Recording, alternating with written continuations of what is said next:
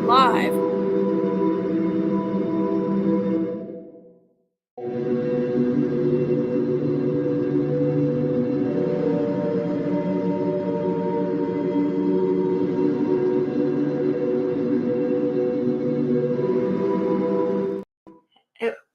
Hey everybody, I just realized I'm invisible, ain't I? Oops, sorry about that. I'm gonna have to I did not even realize it, but hi everybody, welcome to SciFi Vision for January 28th. And once again, big surprise, Jamie is having problems with her computer. And I do not see, where the hell is my camera? Okay, I think I gotta switch my camera a second. Give me 1 second. It's gonna be stupid. But there we go. Oh, I see why. I see what I did. I actually don't know if this is going to work. I may not have a camera because I did some. Hello, Kimberly. Hi, Kimberly. Okay, well, I don't think Jamie is going to have a camera today because she forgot to install the NVIDIA thing that makes the camera work on here. Oops. Anyway, it's been one of those days, but welcome everybody. Thank you if you're here and if you're bearing with my stupid computer problems.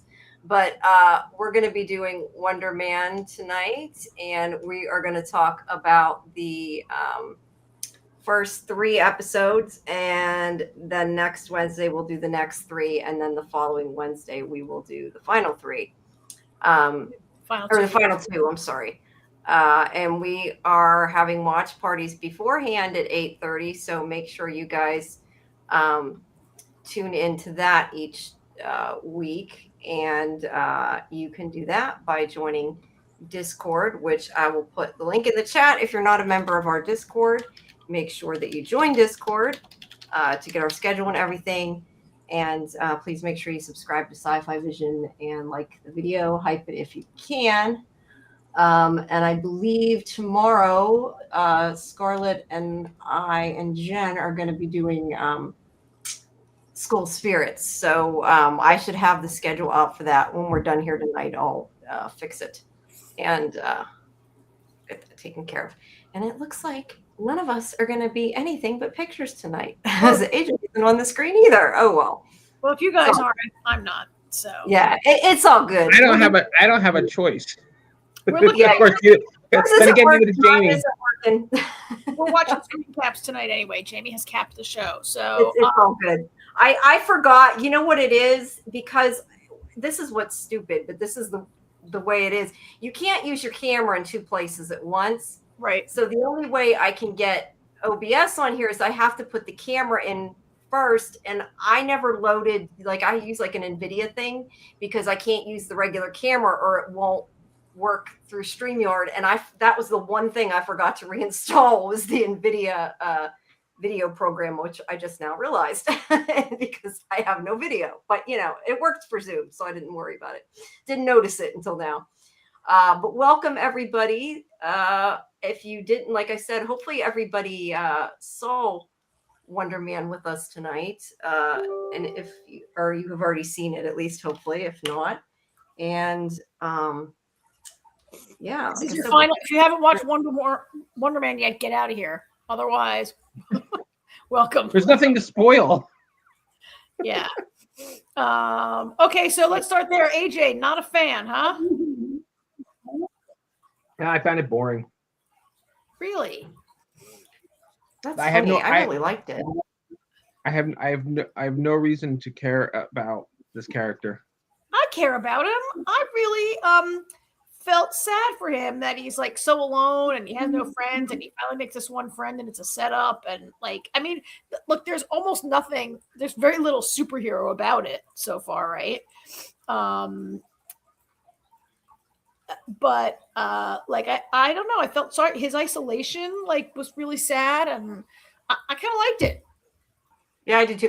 I mean, it didn't feel very Marvel, I don't think, at least these first 3, but I figured it was because we didn't see enough of it. Well, this is from Marvel Spotlight, and this is their this do I call it a division, this arm of the Marvel MCU. Spotlight is supposed to be smaller character-driven stories. So far, we've gotten Echo, and now Wonder Man is only the second one that they've done. But it's supposed to be character driven, character focused, which I mean, certainly it is through these first three, right? Mm-hmm. Yeah. That's what I mean. Whoops. That's what I mean by it. It definitely didn't feel like a Marvel, but that's okay. I don't know. I really liked it, but I liked Echo too. So Echo had a lot of problems, if you recall. We covered that show. Echo had problems, but overall, I still liked it. Let's put it that way. I really don't remember, except I don't have good feelings about it was a mess story wise. It wasn't as good as the other ones, and the pacing was terrible. Right now, AJ is going to say the pace. There is no pace in this show. I wasn't going to say that, but now that you mention it, so I have a question. Who thinks that the guy from Damage Control is full of shit? Oh, of course he's full of shit. Agent Cleary? Is that his name? Agent Cleary, yeah. But I mean, full of it in which way? The whole thing was slattery. Like nobody is looking for slattery. He just did that to get in. Yeah, to get slattery doesn't know that. So yeah. So it's it's bullshit. So there you go. Cleary. You mean the part where he says, "I'm going to put you, Trevor. I'm going to put you back in prison if you don't help me." Yeah. Like, did he escape? Like, how did he get out of prison? I thought they let him go. The 10 rings. They broke him out of prison in the 10 rings. Okay, that's what I couldn't remember. All right. Oh, all right.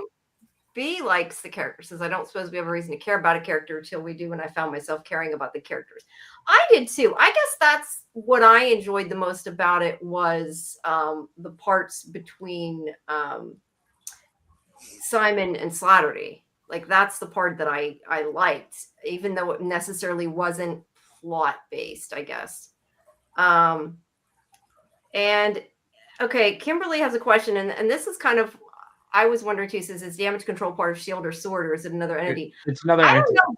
I was going to ask you about that because when I was watching it, I didn't remember who he was, right? I looked it up, but when I first heard the voice at the end of the episode, all I kept thinking is who would care except maybe S.H.I.E.L.D. or somebody. And so, yeah. Now, Damage Control is a division that basically cleans up the messes after superhero battles.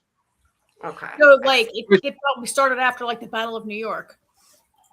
Yeah, there was actually a script for Damage Control to be a TV show, and then they scrapped it. I don't know, but it would have been a good way to bring S.H.I.E.L.D. back into the story. But it has nothing to do with S.H.I.E.L.D. No, I know. I'm just saying they could have done it that way instead of using Damage Control. It would have been a way to do it. But yeah, I just know what I didn't realize for anybody who doesn't know or doesn't remember that character was in both Miss Marvel and what was the other? Oh, and one of you say that character you didn't specify. You mean Agent Cleary? Sorry, I mean the one from Damage Control. You mean Agent Cleary? Agent Cleary.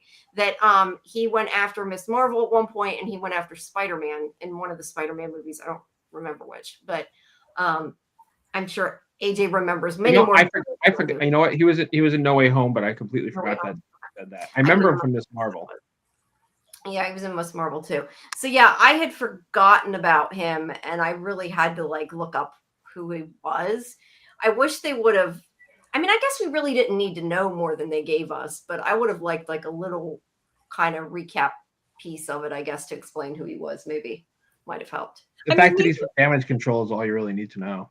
Yeah. And then we get that little flashback with the boss being like, "Our prison is half empty."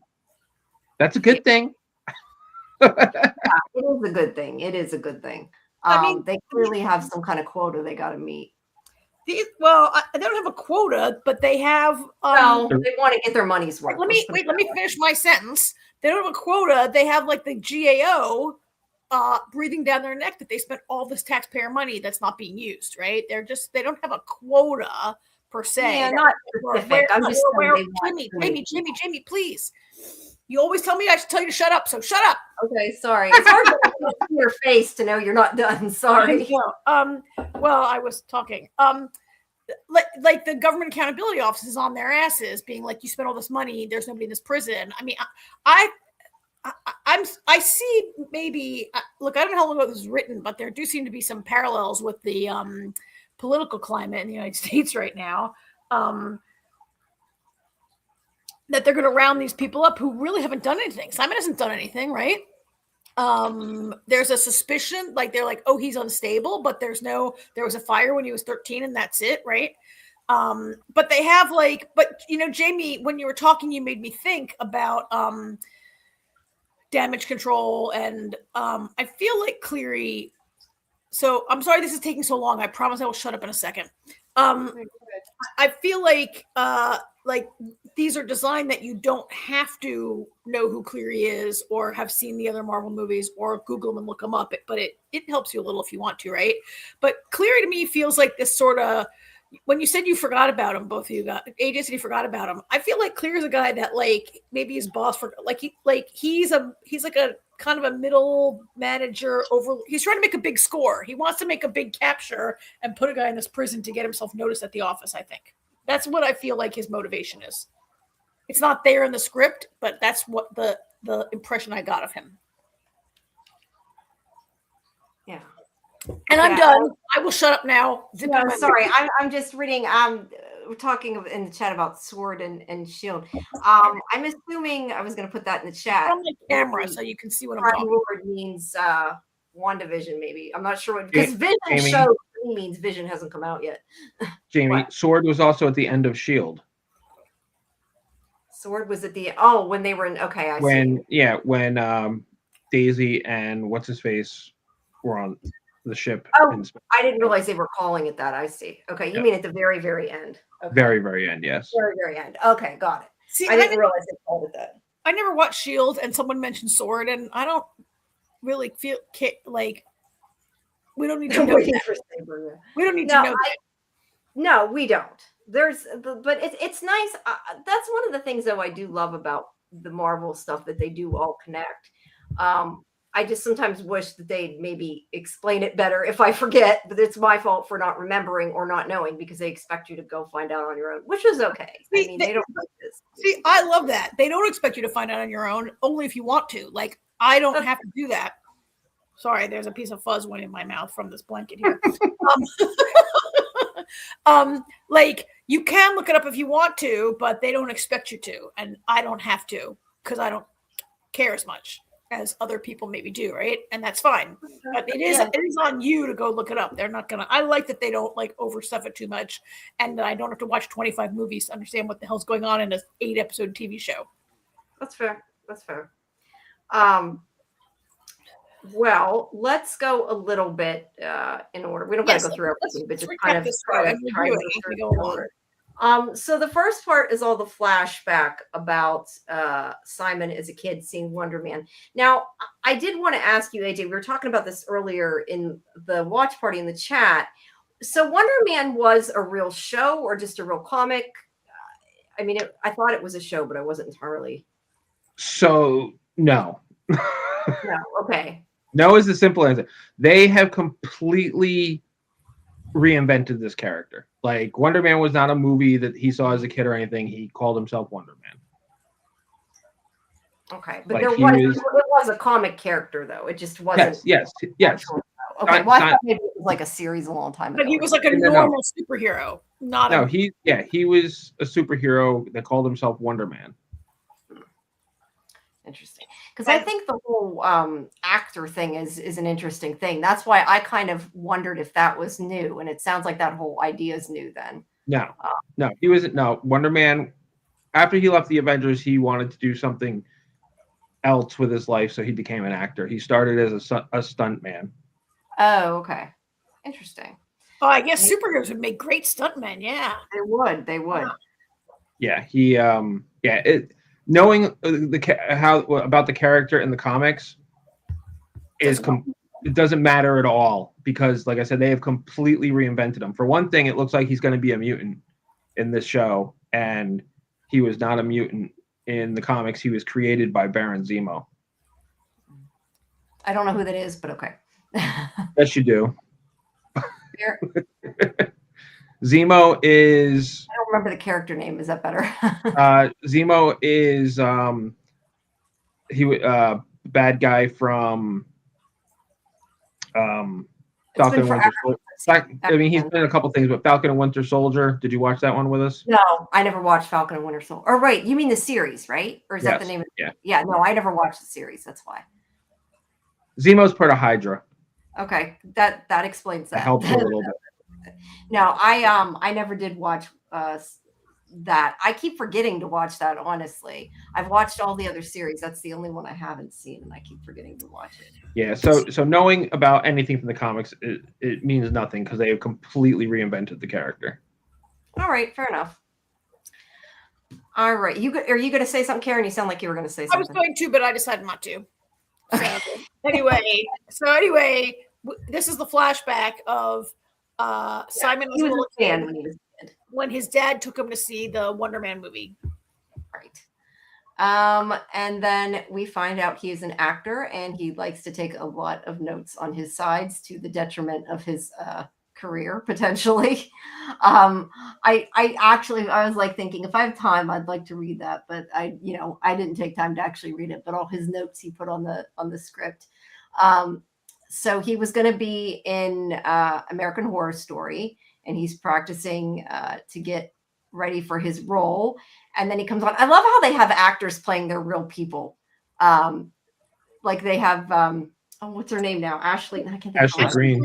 Ashley Green from Twilight. I don't know. I'm assuming the director he's talking to is probably really the one he's talking about. I didn't recognize her, but yeah, I thought that was kind of cool. I mean, obviously Joe Pantalone played a different version of himself. At least we hope he's not like that.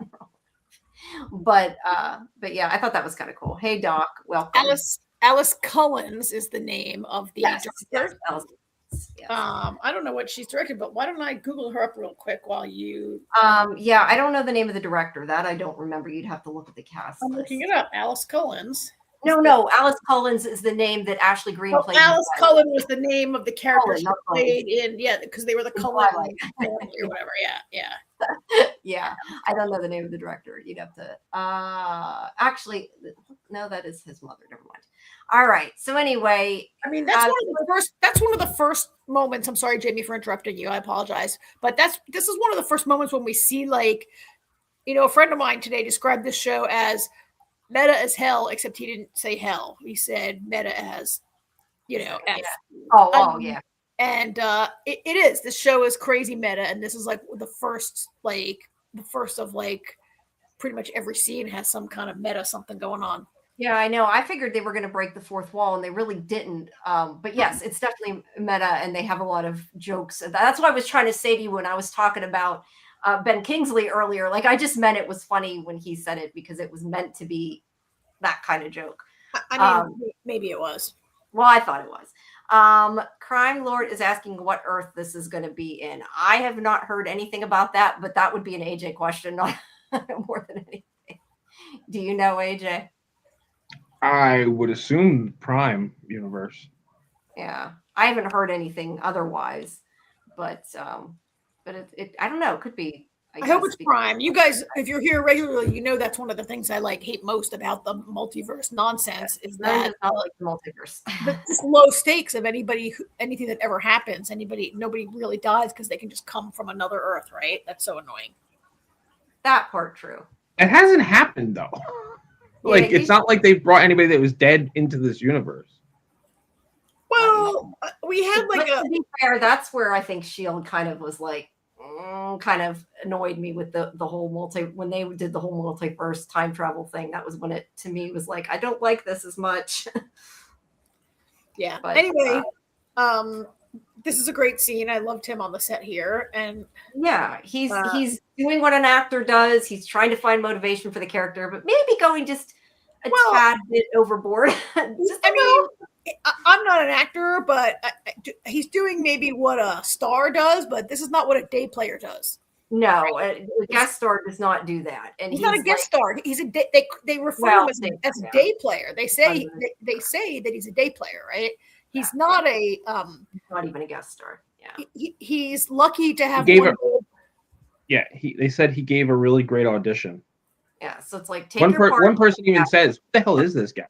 Yeah, he's lucky to have a single day of work or maybe it's gonna be more than one day, but they refer to him as a day player. He's very minor, and he starts in with he's done so much research. He's like, should this book be on the desk? Should that book be on the desk?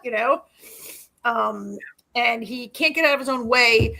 I mean, it was obvious to you guys and to me that he's screwing this up and going to get fired, and he can't get out of his own way. Yeah. Right? Although, you know what? If they phrased it as they cut his character, I think he still would have gotten paid for the day. Usually when they do that, they still get paid. So it might not be all bad. Paid for what? He didn't do anything. Yeah, I know. But a lot of times when they cut them like that, they still get the money. Well, I mean, I'm not an actor, and I'm not in the union, right? There's a day rate for day players, and he might get the day rate, but yeah, he gets that day. But I don't think. I mean, he might need the money, but I think to him it'd be more important to show up on screen, stay some lines, and have a part, right?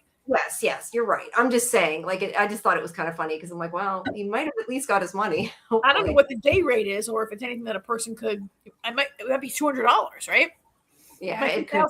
I don't know, but yeah, I don't know.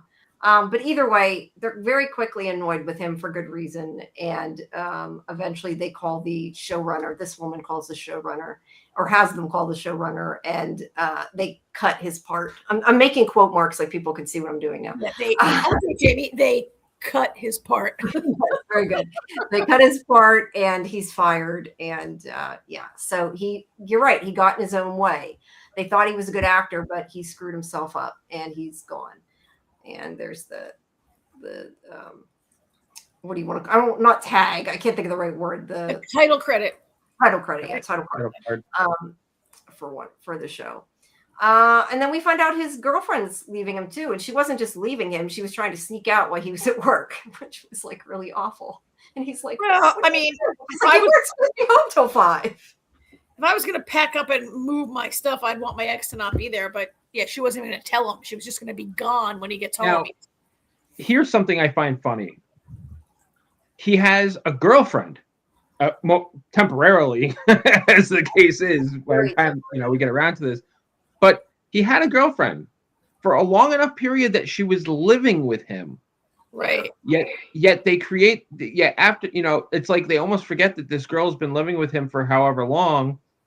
And they talk about how he has no friends and he has nothing and he's so lonely and by himself. And he had a fucking girlfriend. Maybe he was such an absentee boyfriend he didn't even tell anybody about his girlfriend. Well, you know what, AJ, thank you for bringing that up because I hadn't really noticed that or thought of it, but that's kind of a real inconsistency. You're right. That it's like no friends. He's lived in the later episode or later in this episode. Trevor's like, "How long have you lived here? 8 years and you have no friends?" But yeah, he's been with this girl long enough that she moved in, right? Yeah. And she's gonna say to him, I don't know, Jamie Hammett. This is where she says to him, like, "You never really let me in," which foreshadows a little of what we're going to see, how he's such a closed off person. And now we know why, right? I know why she never really let her in. You don't just tell people you have powers, right? He's hiding this huge secret. Definitely. Lost my window. Sorry.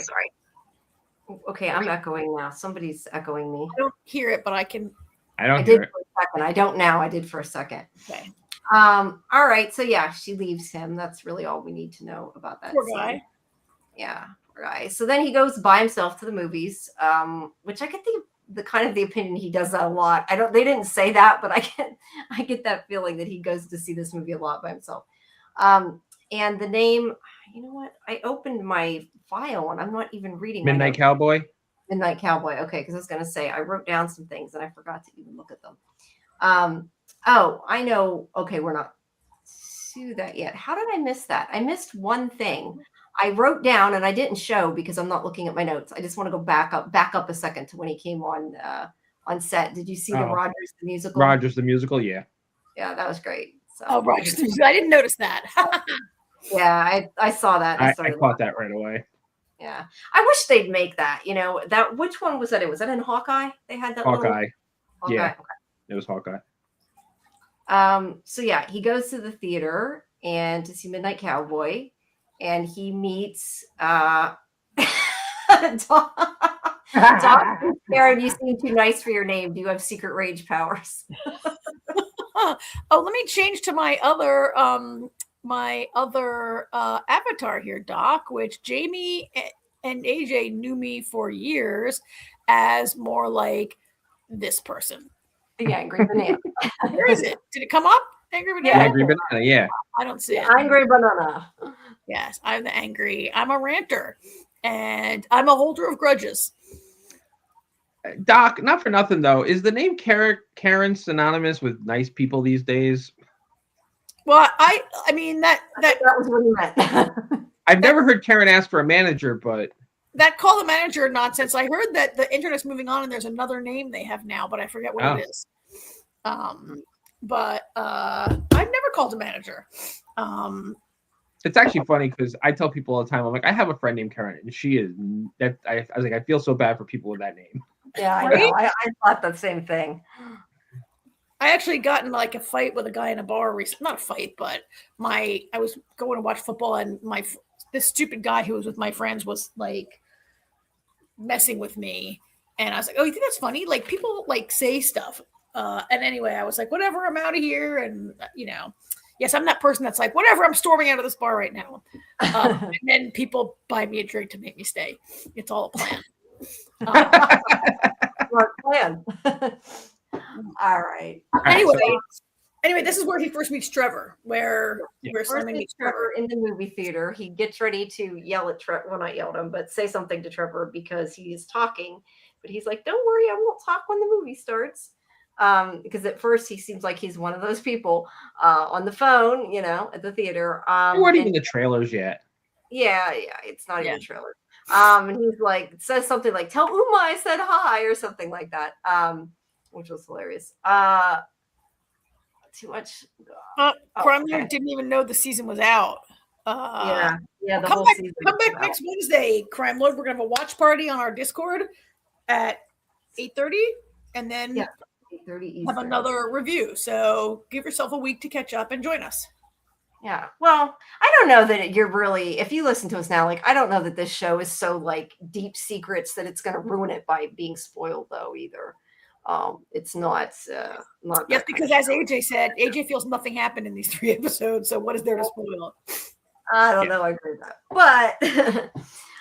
But anyway, so he meets Trevor, and I think we kind of mentioned before that Trevor was pretending to be a terrorist in the other Marvel shows and was arrested for it, but he found out he was just an actor.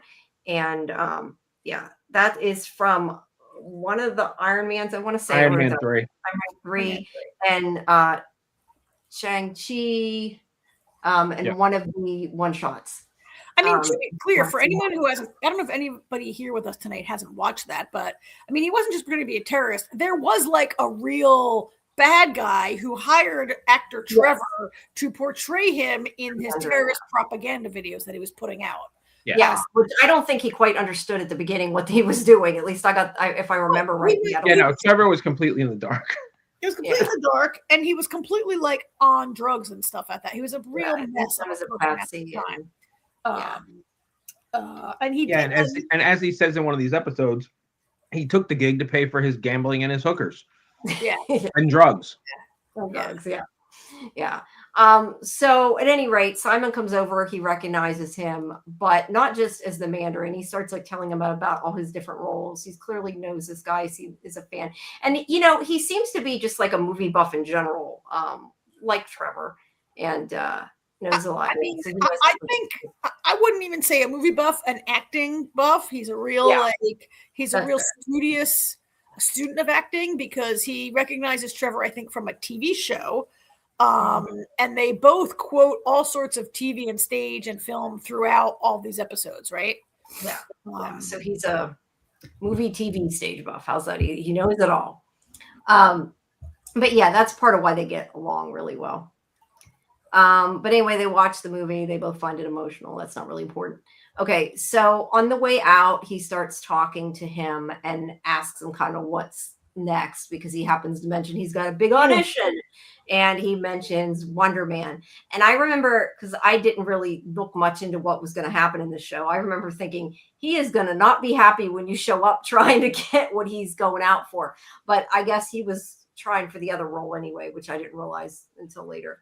I mean, I think there's very little chance that you, if you had thought about it, which you didn't at the time, to look at these two men and think they were going out for the same role. There is probably no, I definitely didn't think he would get the leading role, but I would think he could be auditioning for it, hoping to get it. No, but the idea that he's like horning in his audition, these two men would never go up for the same role. They're clearly going for different roles in any show that they're both up for, right? There's like there's like a 40-year age difference, and a real like there aren't a lot of characters that the physicality could be either of these two guys, right? Like they're going up for no, I agree with you. I'm just saying I assumed that like the way they did it, that he was hoping for that. Not that he would ever get that role, but I thought that was what he was like, oh, I'm going to be. I misunderstood, I guess, what he was doing. But anyway, that he was trying to be Wonder Man. And I was thinking that's never going to happen. But I just meant I thought that like he was going to go and get the role and he'd be like, I shouldn't have told you about it. But either way, he then finds out about, the role. It's kind of like when I find out about an interview. You got to go, then you go find all the info and yeah. Something I was going to say before and I completely forgot, got sidetracked. The costume that the guy in the Wonder Man movie was wearing, that was the original Wonder Man costume when he was first introduced way back when. Interesting. Yeah, I noticed that because I Googled Wonder Man like yesterday or today, and like I got the drawing from the comic book, and it does look almost exactly like that suit. That's cool.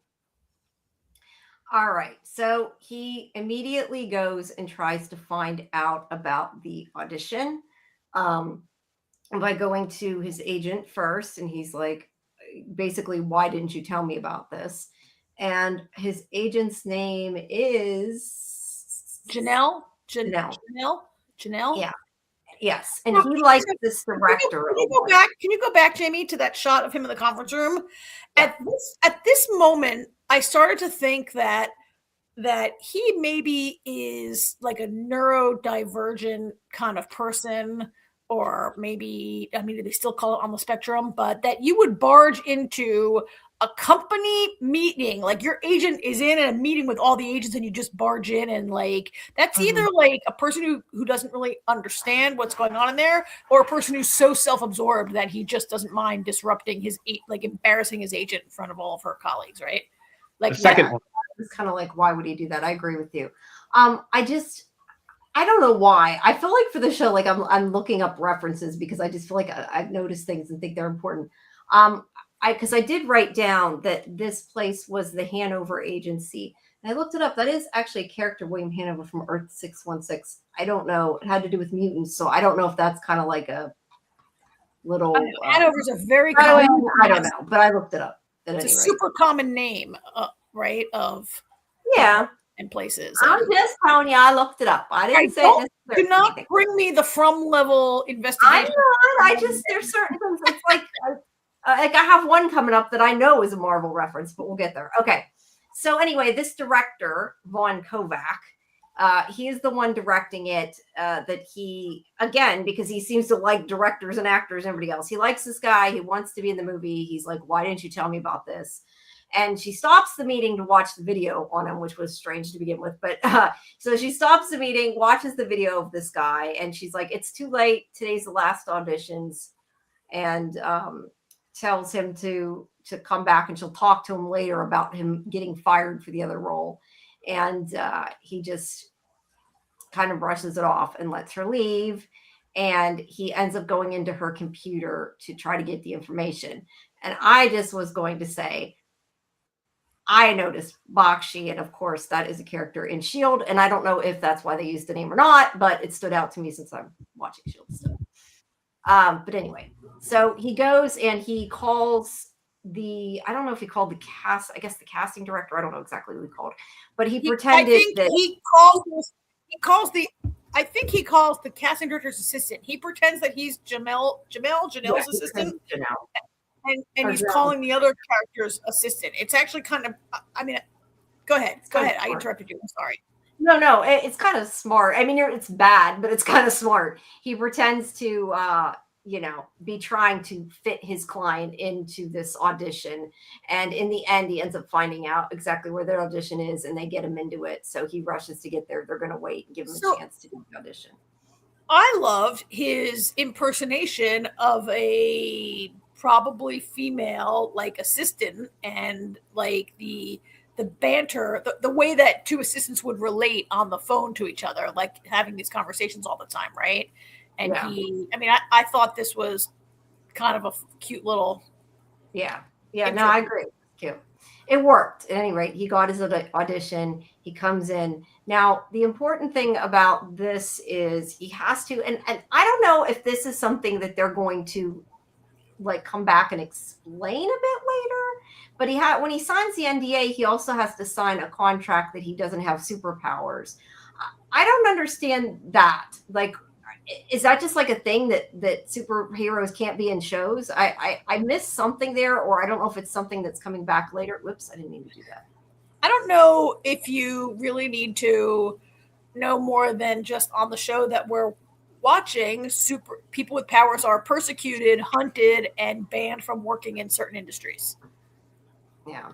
Which is not what we're used to seeing in Marvel. That is different. I mean, it makes sense, but it's we're just seeing it. We're just seeing it in X-Men. Like, you know, it was a huge part of multiple X-Men storylines, right? Yeah, but aside from X-Men, usually in Marvel, at least in the Marvel that I've seen more recently, it's not so much. I mean, there was a backlash after the Battle of New York. Yes, there was a big backlash, and there's also the whole thing with Inhumans too. But I'm just saying, I don't know, it just seemed different in that sense. But anyway, he has to say that he doesn't have superpowers. So then he is not doing great with his audition, getting ready for his audition. He's kind of having a panic attack, trying to get in character. And I did notice his eyes go a little red there while he's freaking out. Whatever was, we knew here something was going to happen, but he stopped it. And then Slattery comes in and he's like, come see me. And he goes in the bathroom and he kind of calms him down, gives him some advice to help him. And he basically says, you got to stop getting in your own head. Stop thinking, quit trying to make a backstory, just act. And he also says his process could go blow a spider. Because it's so stupid. But what? He says your process could go blow a spider. Oh.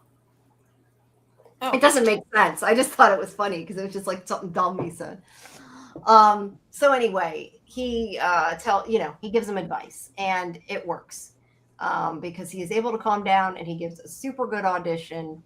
And they like him. They don't say anything, of course, because they're not supposed to during the audition. I think they don't say they're enthralled. I mean, they are wrapped watching it. No, you're right. They are enthralled, but I mean in the sense that like generally when you go to auditions, like they don't tell you whether they think you have a chance. They generally don't do that as far as I know. Because they have to see a lot of people and then they'd probably have people calling and bitching at him if they didn't get the role. Yeah, I don't know. Anyway. I never auditioned for a Hollywood show. I don't really know, but I love this.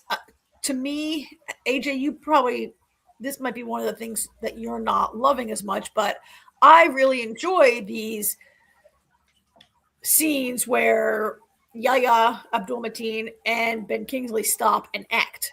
And, these are two great actors. He's great. He's supposed to be, I mean, I guess part of the show is that he's actually a great actor. He just can't break through. He can't break through and he can't land a job and do, but it was a lot. It happens multiple times in every show so far, first three. And I can see why maybe some people would feel like, okay, enough. I think yeah, I kind of look, this is the way I look at it. He is supposed to be an actor, so it doesn't bother me. But yeah, I don't know that we needed to see him act so many scenes. Now, the scenes with him and Ben Kingsley going back and forth, that I enjoyed. I don't think that was too much. But I don't know that we needed to see so many of his auditions. Like, we didn't need to see everything about his self-tape and everything else, maybe. But yeah, I think it's just kind of showing the fact that he's really good at it. By the way, before we move on, AJ, you remember Yahya from Watchmen, right? Yes. He was also Black Mantis in Aquaman. Oh, he was? Oh, yeah, but he has like a black helmet over his head through most of the scenes that he's in, right? Like he's got that whole black costume on. Well, he's got a blue costume on in Watchmen. Jamie, I don't think you watched either of those. I've seen Watchmen, but it was so long ago. Watchmen was so good. It was so I good. didn't like it when I seen it, so that tells you how long ago it was. Because now I probably would like it, and I should rewatch it.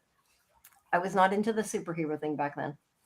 Well, Watchmen has a lot of like racism and violence and other things going on there.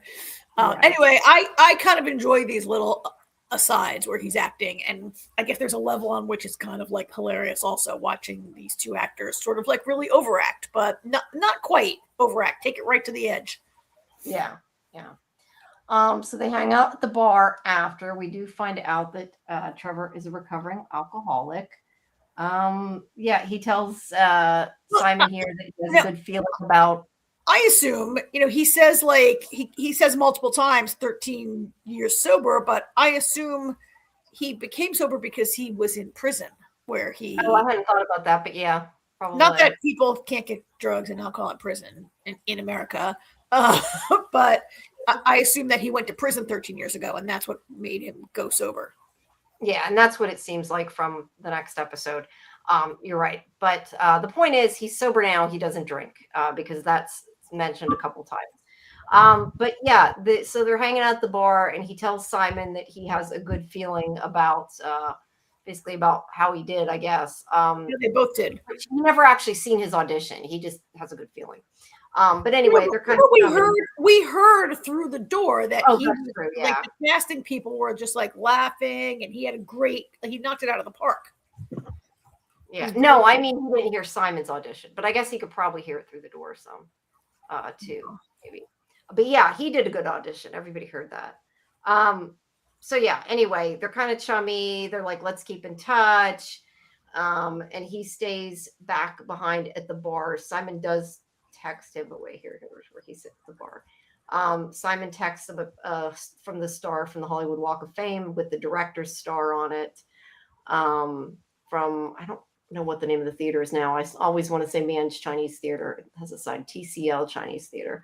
But the important thing is we see him here, Trevor here on the phone, and this is where he's talking to Cleary, and we find out that the whole thing is a setup, that he had run into Simon on purpose and has been making contact with him in order to find out things. I don't think really know much of why yet, but so we know it's a setup, which I know you said, and I agree with you when you said that like, that's really sad. Like this was, to find out that like the whole thing was bullshit. I think I'm not sure, AJ, maybe you remember, I think this is where Cleary says to Trevor on the phone, he's super powered and he's unstable. And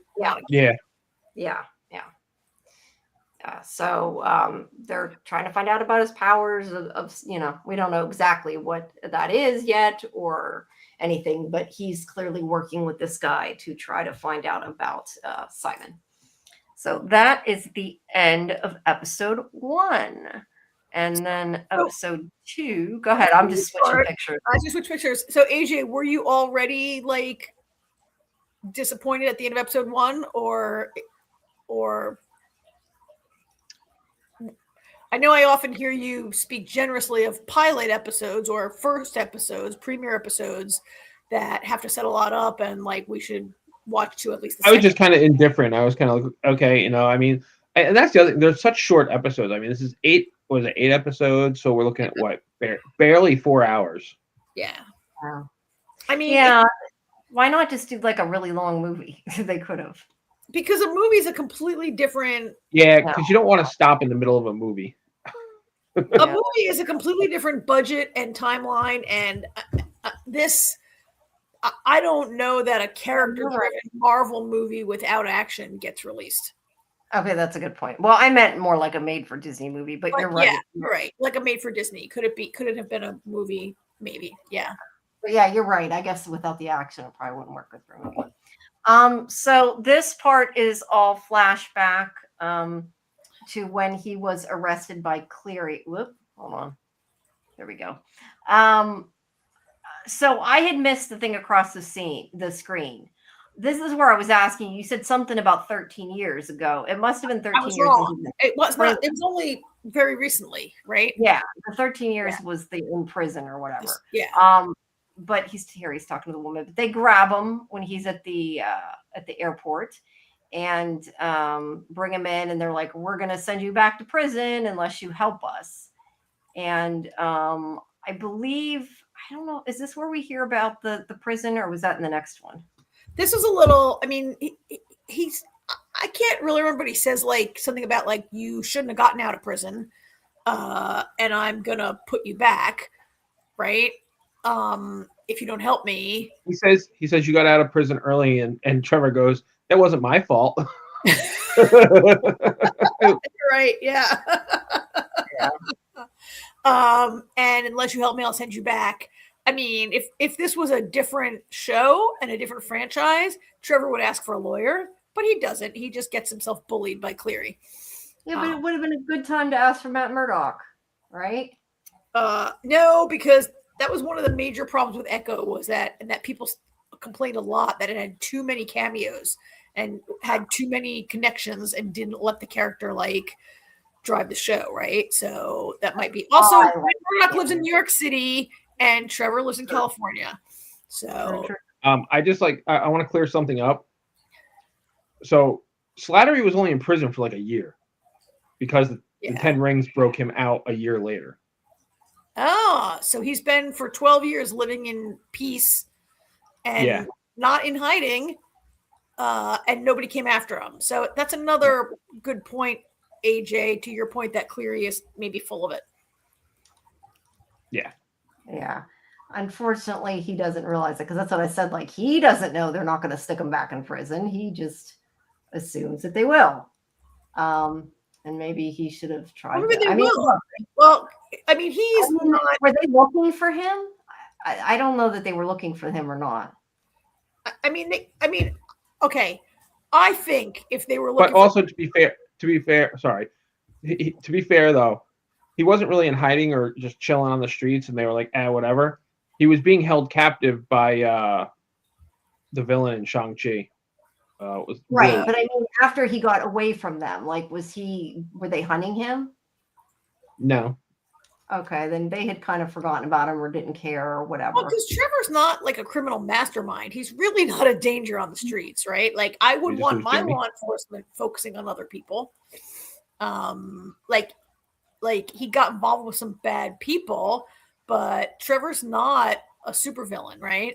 But I think if they were looking for him, they could easily have found him. He does not appear to have been in hiding or have any, right? He's very he's on a regular plane, just chilling. Yeah, and he's very full of himself. He tells everybody who he is. He can't wait to talk about all of his acting exploits and how he smacked John Gielgud's bare butt, and like he loves to tell all these stories. There's no way Trevor could ever be successful in hiding. Yeah. So you I guess though, would you really think about that? I mean, if somebody threatened to send you back to prison, you probably wouldn't be like, well, why has nobody come after me so far? You know? No, because like right now, ICE could grab me off the street and disappear me for like a week just because they felt like it, right? So this is very believable to me that an agent says to you, like, play or I'm going to put you in prison for really no reason. You'd be scared and you'd probably listen. So I can give them that. I can buy that. All right. So at any rate, he is threatening him if he doesn't, he's going to give him a wire. He doesn't want a wire. Or no, wait, this isn't yet the wire, I don't think. But he's still saying, you have to get information from him or we're going to put you in prison. And this is where he's like, we need to get a role that will pull him in. So basically, I wasn't sure. They didn't make the role of Wonder Man for him. They just knew that Wonder Man was something that would be perfect for him, or not perfect for him, but that he would want really bad. So that's why he, approached him and everything for him to find out about that role. It's kind of like saying to me, hey, they're filming an X-File movie or something. And I'm going to be like, oh, that was the point. They wanted him to lure him in, and this was a perfect opportunity. It's interesting that they know that because they seem to know very little about Simon, except that he has power. They know he loves that movie, right? And there was a fire when he was 13, but somehow they know that his favorite childhood memory is his father taking him to Wonder Man, and he feels he was born to play the role. Like Like, kind of a bubble. It's only a half-hour show. They probably couldn't give us the whole reason they've been watching him for all these years and whatever, right? Yeah, I mean, I could buy like, young boys like superhero movies potentially, but like they don't really have a reason or say anything. They're just like, this is perfect. And he figures it out. But then again, it's also the Mandarin that says, or not the Mandarin, I'm calling, sorry. Trevor. I mean, he was the Mandarin. It was Trevor, though, that said this was the perfect role. So technically, I guess you could believe that when they were talking and having a conversation about movies, maybe he told them. I mean, that's a possibility. They could have thrown that line in there and I would have been satisfied, but they didn't. I love the way Trevor like repeatedly schools Cleary and talks back down to him every time it's about acting. Like he's like, no, that'll never do. He'll never come to that audition. He'll know it's fake. And the guy's like, he won't know it's fake. He'll definitely know it's fake. It has to be right. Trevor's right on with that. Why did you come to me if you weren't going to listen to me? And then, right. And then in the next episode, there's a scene where Cleary's telling him what to do. And Trevor says, I will be responsible for the role of Trevor. What's his last Slattery? Slattery. Like he's afraid of Cleary, except when it comes to acting, then he's all like, shut up, Cleary, I got this. Yeah. I love his I wouldn't, what's he say? I wouldn't text half a sentence or something like that. I would never text a sentence fragment. Yeah. All right. So basically Janelle calls Simon to tell him off for knowing what he did, but she's kind of telling him off and kind of not mad at him exactly because she knows, even though she won't admit it, she knows that they liked his audition a lot. So he's kind of not as in deep water as he probably should be for what he did. But she tells him, then this is the part I missed, that you said that she tells him that he has to do a self-tape for another audition that casting director is looking for. Is I guess from what you said, because I missed that. Yeah. It's an independent movie. It's due at 5. He's got to get it in today. And it's the same casting director who's doing Wonder Man. So this is a good idea. Do this. And why does this damn thing keep jumping? It's fine, Jamie. Yeah, I know. It just doesn't want to stay in one place. Okay. So yeah, you got to go get this on tape. Do it now. And that's what he does. He goes and works on it. Does a pretty good job self-recording it, but second guesses himself a gazillion times and he isn't happy with it. And then he watches video of his girlfriend helping him with his auditions, and it pisses him off because he is doing the whole audition the whole self-tape by himself. I mean, he doesn't even have anybody to run lines with, which is not, it's pretty bad. This was interesting. Pretty creative though. Yeah, he was doing both sides of it. Oh yeah, that he recorded one side and then he acted against the laptop of himself. Yeah, and then he tells himself to slow down. Yeah. Tells the recording to slow down. This was interesting to me partly because we've had actors as guests on Phantom Access and on SciFi Vision. We've all interviewed them, some along with some of our colleagues, and a lot of people who are watching this have probably seen those interviews, and actors have mentioned to us that now everything is self-tape. Ever since the pandemic, they're doing more and more self-tape. And that, we've had a couple mention that it's kind of hard to have to do this. I think one person told us they use their closet, and this seems to be the way it's going. And I read an interview recently with an actor who's like, yeah, it's really nice to go to an actual audition sometimes. Yeah. And not just on a tape. I don't know that they have a self-tape studio, but they make money off of all kinds of things. They might, but. Yeah, you can get a closet. I don't know. But I guess maybe if you didn't have somebody to run lines with. Hey, Dieter. Oh, delightful Dieter. Hope you're feeling better, Dieter. So, yeah, either way, he is running lines by himself. He gets upset when he sees videos of him working on it with his girlfriend. And that's when he gets mad and I don't know. They pan away. We don't actually get to see. He sort of explodes, I guess. I mean, we see later the aftermath, but it kind of shakes the whole building. And I felt like AJ probably knows what his powers are better. And I think AJ, maybe we don't even really need to be told because I'm looking forward to discovering it. But to me, it felt like a power surge or an energy burst kind of came out of him. Yeah, that he couldn't hold it. Yeah. Although, Jamie, do you think it was seeing the girlfriend that set him off? I thought it was just the building up frustration of not being able to get those lines right. Yeah, but I think it was the fact that he didn't have her there to run lines with him too. Like, I think he just was feeling kind of down on himself. I took it like he's just kind of everything, I guess. Not necessarily specifically his girlfriend, but everything. But yeah, I mean, it was like an anger spike, power surge, whatever you want to call it. But this, to me, kind of proved in a way, though, that he's not necessarily dangerous, because like he exploded and he didn't really do a lot of damage. So he clearly is learning to control it, or has controlled it. I don't think that's clear at all. I took it that he is in fact unstable and he can't control himself, and this destructive burst of power still came out of him when he was struggling to control it. Yeah, but it wasn't like, I don't know. I guess I didn't consider it that destructive. Like, he put a hole in his wall. He didn't. Well, we don't see what else. And I shouldn't say that he's got good control over it. I'm just saying it isn't like he's not so out of control he should be arrested, like they're trying to say, is what I'm saying. I mean, I think you're inferring a lot from what you saw here. He couldn't stop himself from making a hole in the wall, period. And like you say he's learning to control it. He like Yahya Abdul-Mateen in real life is 39. This guy is like 40 years old. And so to say he's like learning to control it, I think that wasn't the right. I guess what I'm saying is he doesn't seem to me to be so dangerous that he needs to go to prison. He's not necessarily controlling it perfectly well. It's like he had he got mad, but it's not like really bad things are happening all the time because of him not controlling. Well, we don't know. We really don't know how often this happens. And we don't know. I'm going by more what we've heard later. And he ruined his apartment. He probably ruined the people on the other side of the wall apartment. We really don't know what level. What surprised me is that, for a minute I was like, how is this not like reported and investigated? And then I was like, oh, it's LA. Maybe people just think it's like a tremor, like an earthquake. Tremor, yeah. Tremor from Trevor now. A tremor, yeah. Yeah. It wasn't quake though.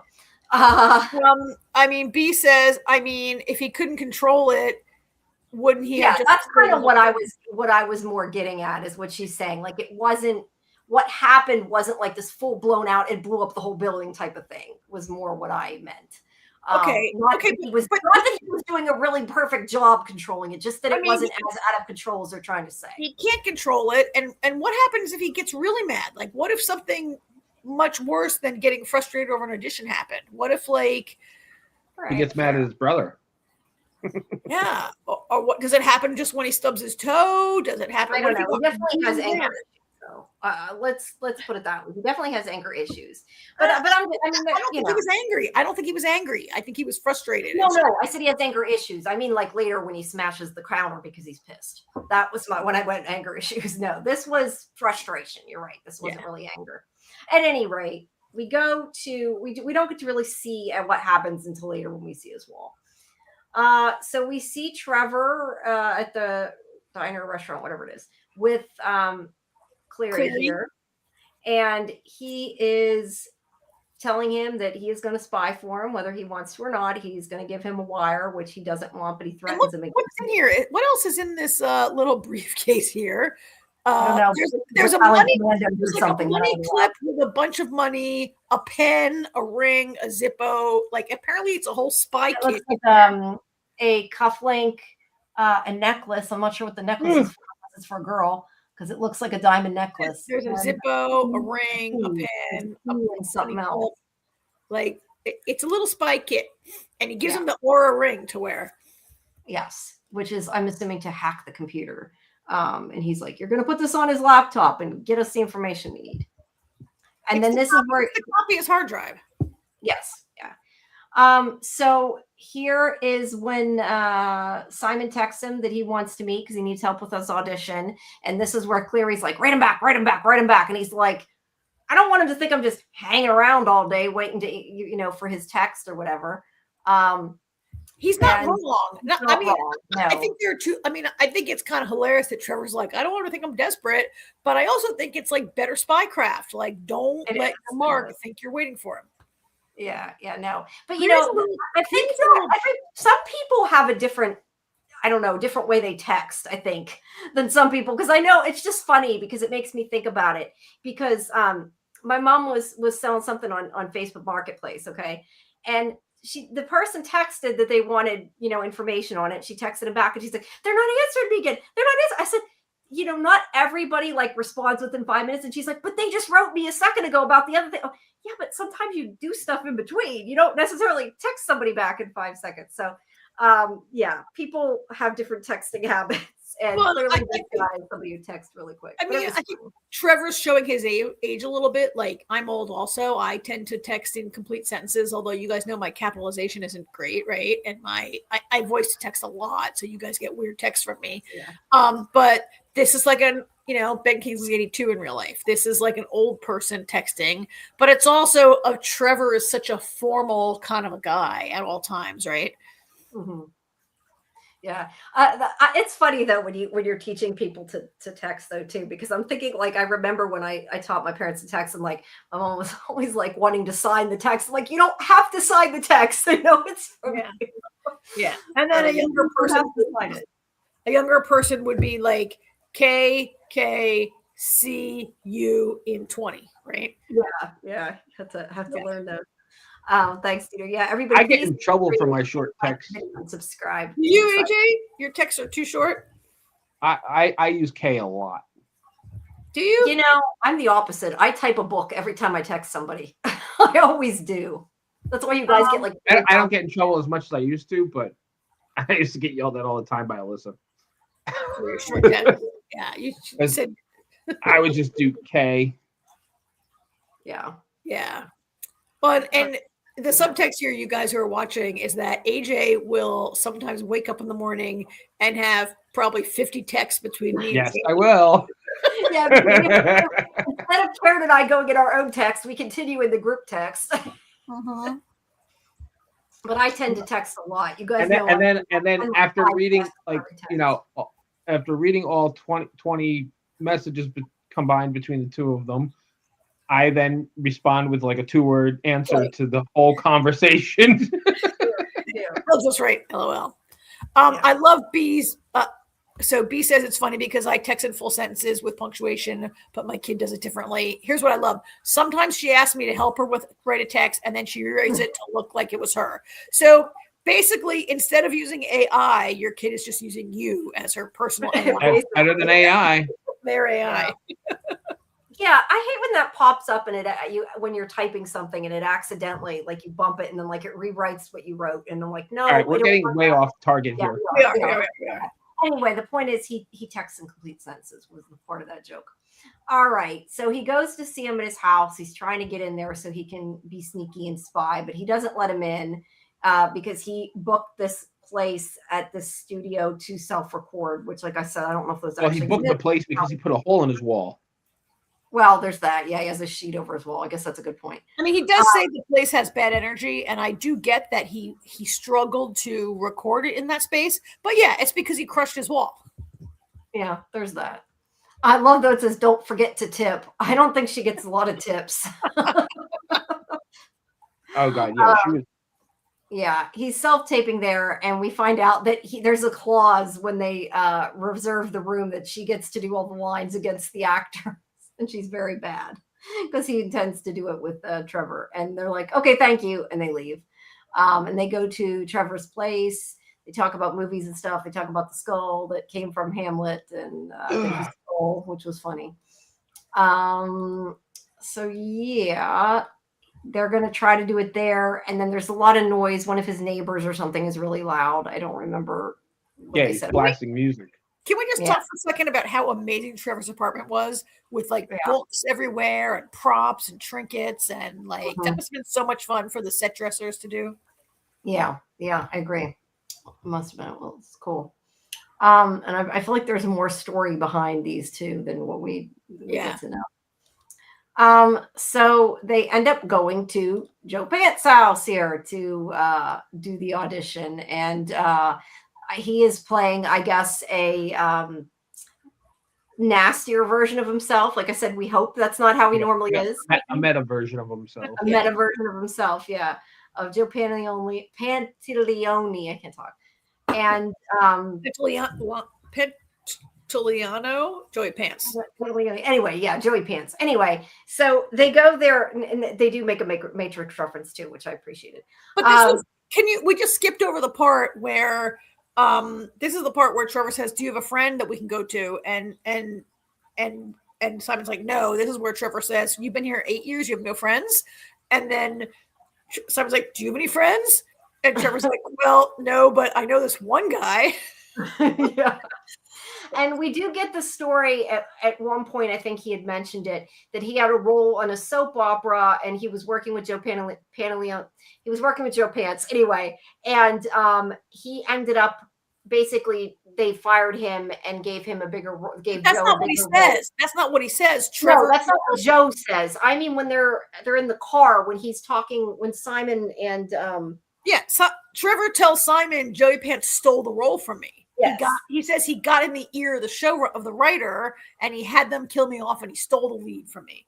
Yeah, that's what I said. His role became bigger, and he saw it. That's what I was getting at. No. You said you started to say that he was on drugs and stuff, which we don't learn. No, that's later. I wasn't. You didn't let me finish, Karen. Oh, I interrupted. I'm sorry. It was me That's too. Okay. I tell you to shut up. You tell me to shut up. No, it's okay. No, I was saying that when he was telling Simon, he was making it like Joe stole it from him was the point. But and so he's not really his friend, clearly. But but okay, go ahead.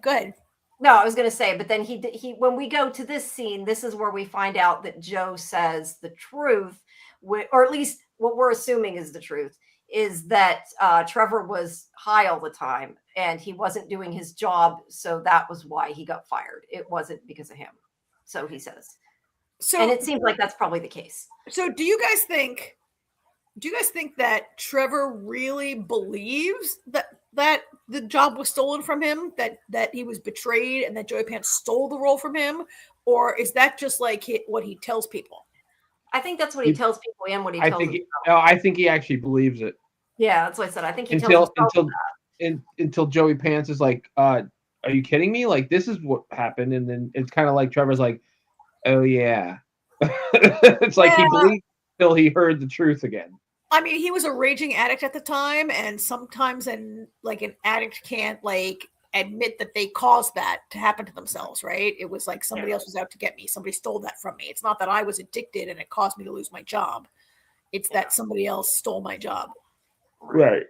But to be fair, clearly in this version of him is not a very nice person.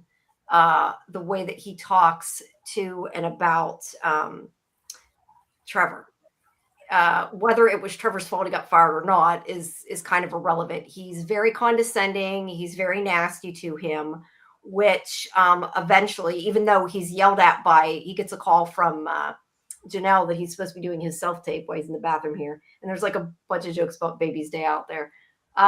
Yes, I may not remember how things happened. You're correct. I wouldn't tip her. Sorry, I missed that. B. Yeah, I wouldn't tip that lady either. Joey Pants says so many mean things in such a short amount of time. Like every single thing out of his mouth is like, "You're a bad actor, I'm better than you," is pretty much what he's saying. So cringy when he says like, "I'm so jealous of you. It must be so nice not to be acting anymore and not worry about your appearance or your weight." Or your wardrobe. It's not like Joey. This version of Joey Pants is not like. I mean, his hair and his teeth and everything. Like he's not exactly like a matinee idol either at this point. Right? Like he's so mean. He's so mean to Trevor. He's one of those people that have to put other people down to make themselves feel better, basically. Well, and he's all like, "Hey, guy, I have some duck prosciutto. We just flew in the mutts from New York, right?" Yeah. He's showing off. He's got money. He says something about he's in real estate now. I have to open the skylight for the tree, and he talked about that was cool. They just talk about how much money he has, like 10 times, right? Yes. And they're trying to say though that like he was, at least the way I think that they're kind of saying like, "Oh, you were only in a couple good movies or something," because they kept saying about that movie. And at any rate, he is. Is that the poster from it? What poster is that? Yeah, Baby's Day Out. Baby's Day Out. And there's also posters for there's another Baby's Day Out poster, and I think there's a picture of another one I thought I had, but I don't remember what it is. Anyway, he's very nasty to him, very condescending to him. But he's very nice to Simon because he's showing off and showing off his wealth and everything else. But Simon does not like the way that he is treating his friend. And he's like, no, you're condescending. You're being an asshole. We're leaving. And obviously, and babies stay out. Really responds to that. Not even that stupid baby could make you funny. Yeah. Now, this is where the line, when we were talking during the chat, I was saying maybe AJ thinks it's funny. Maybe AJ doesn't think it's funny either. I was saying that it was a meta joke when Joe Pants says to Simon, if I was British, I'd be knighted by now. Because Ben Kingsley is knighted. So I thought it was a joke. Okay, AJ got the joke. Totally an inside joke, yeah. AJ got his line with their character. It's one of those meta moments. I was just sort of overtaken by how mean it was. That was one of the meanest things that he said. And I guess it just overtook me more than the meta inside joke that was happening there. I could get that. I get that. He was really being an asshole. I'm feeling sensitive tonight. Either way, he was being an asshole. And he called him on it. Oh, look at all his Emmys. I didn't even see that. That's so funny. He's got like all his Emmys. They pointed him out. Oh, I missed that. You got to remember, I'm sitting there. That's when he said the thing about he had so many. If he was British, he's like, oh my God, look at all your awards. He's like, and that's when he was like, okay, yeah, British, I'd be knighted by now. I just noticed the knighting comment. I think he's got more awards on there than he actually has in real life. I think he only has one Emmy in real life for The Sopranos, right? It doesn't matter. The point was. I know, but they this is a heightened version of him who has a lot of awards up there, but he's a total jerk. This whole scene to me felt very Curb Your Enthusiasm. He's got the hair for it. If you guys have watched Curb at all. I haven't, but I know he's got the hair for it. No, but in Curb, Larry runs into a lot of celebrities do cameos on Curb, right? And they're always playing like a heightened version of themselves. And a lot of them have this very Hollywood kind of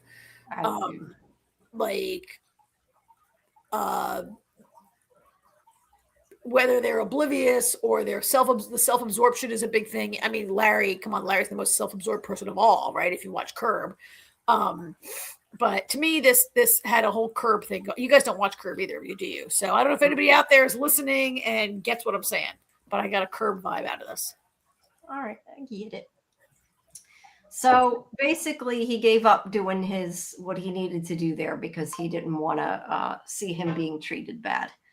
So he's like, we'll go to my place. He finally agrees, which was what Trevor wanted to begin with to get in there. And he starts filming them. They work on it. This is where it is. I do like when they do their scenes back and forth and stuff. And it's amazing. It's an amazing performance. It is. And then he does sneak his ring onto the laptop. He thinks about it. He's not sure he wants to do it, but he does cave and does it. So he can copy his hard drive.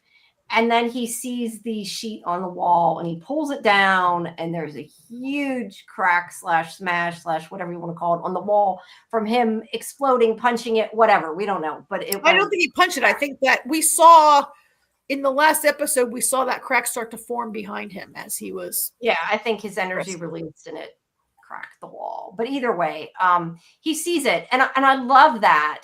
Because he saw it and Simon looks at him like, oh my God, what am I going to do? And he's just like, yeah, let's get pizza. And completely just ignores it. I love that. I thought that played out really well. Showing that he also is being a good friend. I loved it too because I loved it too, Jamie. I think I already believed that Trevor really liked Simon, but this is the moment where Trevor realizes that he really likes Simon. Yeah, and he stood up. He stood up for him against Joe Pants. And so yeah, he's kind of like he's on his side now. So I really enjoyed that. All right, third episode. AJ, how did you like the ending of this? I'm gonna always come back to my show. I'm usually the show hater on our broadcasts, right? So AJ, this is your chance to rant. Nothing really to rant about. It's not that I hate the show or anything. I'm not finding it that interesting because the character is not that interesting to me. He's his own problem. Yeah, he is. Yeah, he is. I mean, so I was prepared. I had a low expectation of the show, partly because AJ, you had a low expectation in advance, but based on the comic book, based on like he's a minor comic book guy, and maybe I get going into it. I was just like, when I heard they were doing Wonder Man, I'm like, why? I'm like, I was just like, there's so many other stories they could do, you know, that would fit better in the world they've created in the cinematic universe. Yeah. So I was just really surprised that they were going with Wonder Man. Yeah. I think I want to thank you, because from you helping me to have a low expectation, I have been pleasantly surprised. Sometimes that helps. I like you've helped me like the show, kind of, because I had a low expectation, and I have been pleasantly surprised by it. But anyway, here we go. Flashback time. Yeah, flashback to when he was a kid. He was in a fire in his kitchen. We find out later I guess he blew up the stove and it caught fire. I'm not exactly sure what happened, but it was his fault with his energy release or whatever. He started the fire. And he's okay though.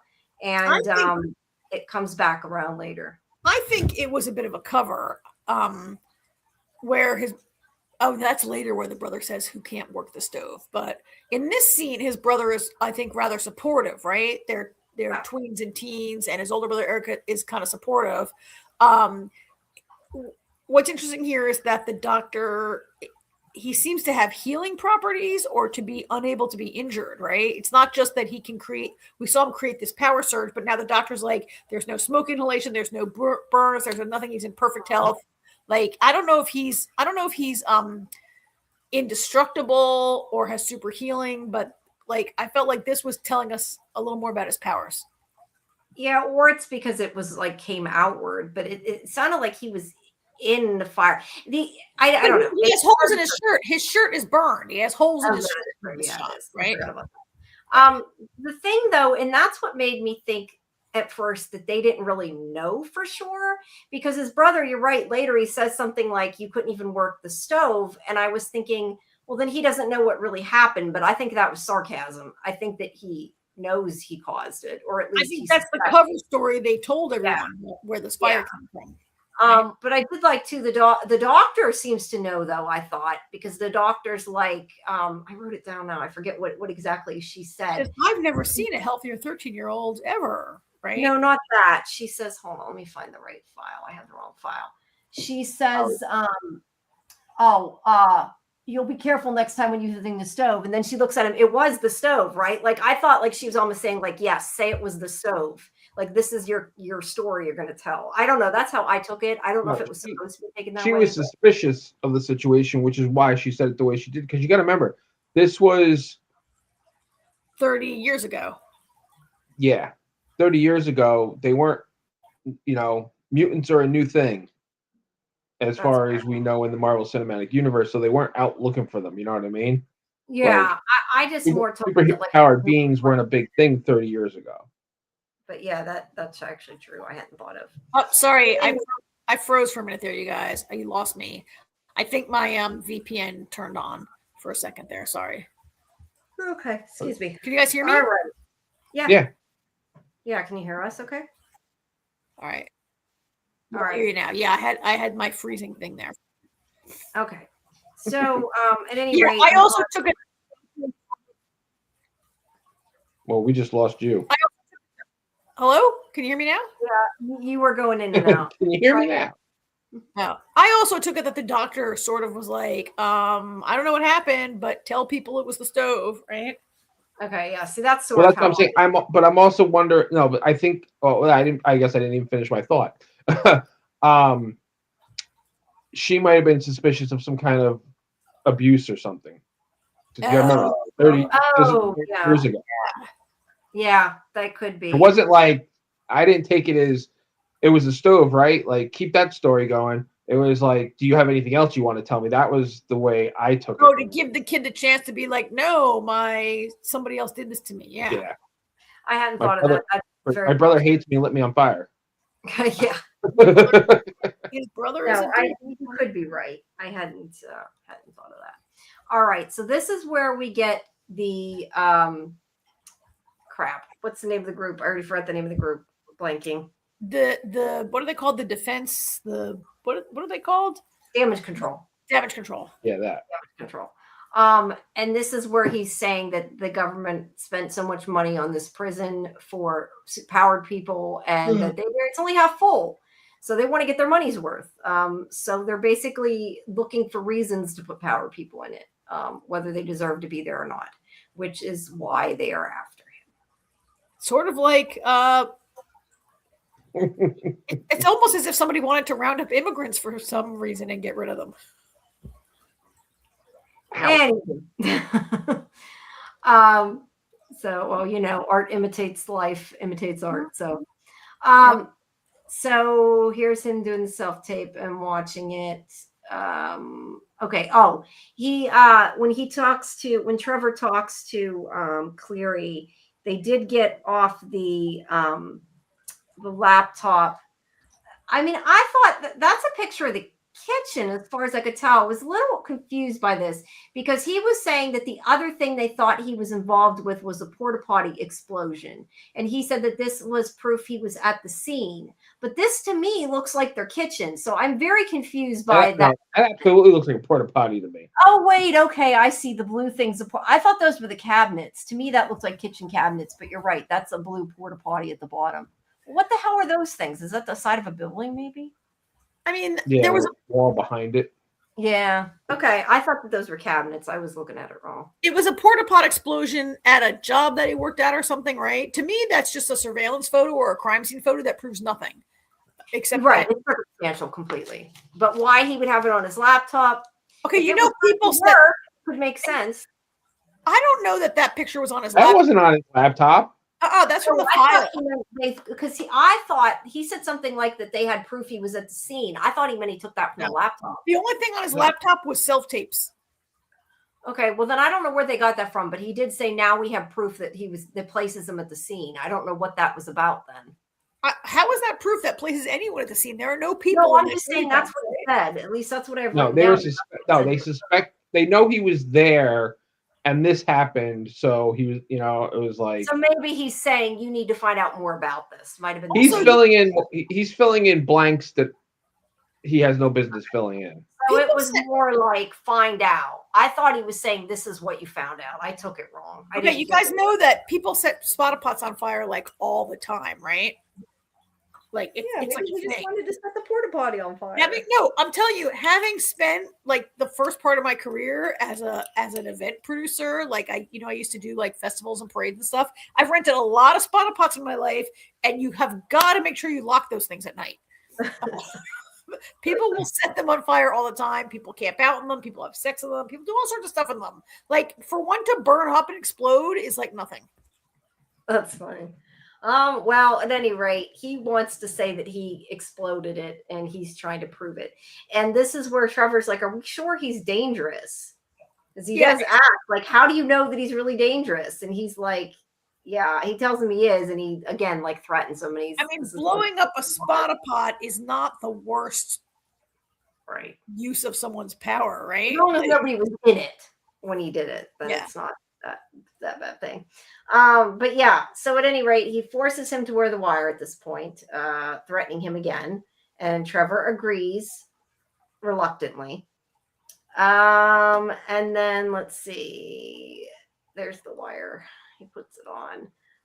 Janelle is talking to Simon. She is mad at him because he keeps calling her to ask for an update, and she's like, if you call me again, I won't tell you if I do hear back. And she's not too happy. And then let's see, they're hanging out, talking about movies or whatever. They do a lot of more of that, like trading of monologues, which I thought was fantastically fun, right? Yeah, I did too. I agree. I enjoyed that. But this is where he said, Simon says that he is going to his mother's birthday party in Pacoima, which he says is like Cleveland with palm trees. He says it's boring. It's like Cleveland with palm trees. I've never been to Cleveland either. Yeah, he's like, I've never been there. But basically, he's trying to invite himself along, and he's like, it's boring. Why would you want to go? But he does get him to let him go with them.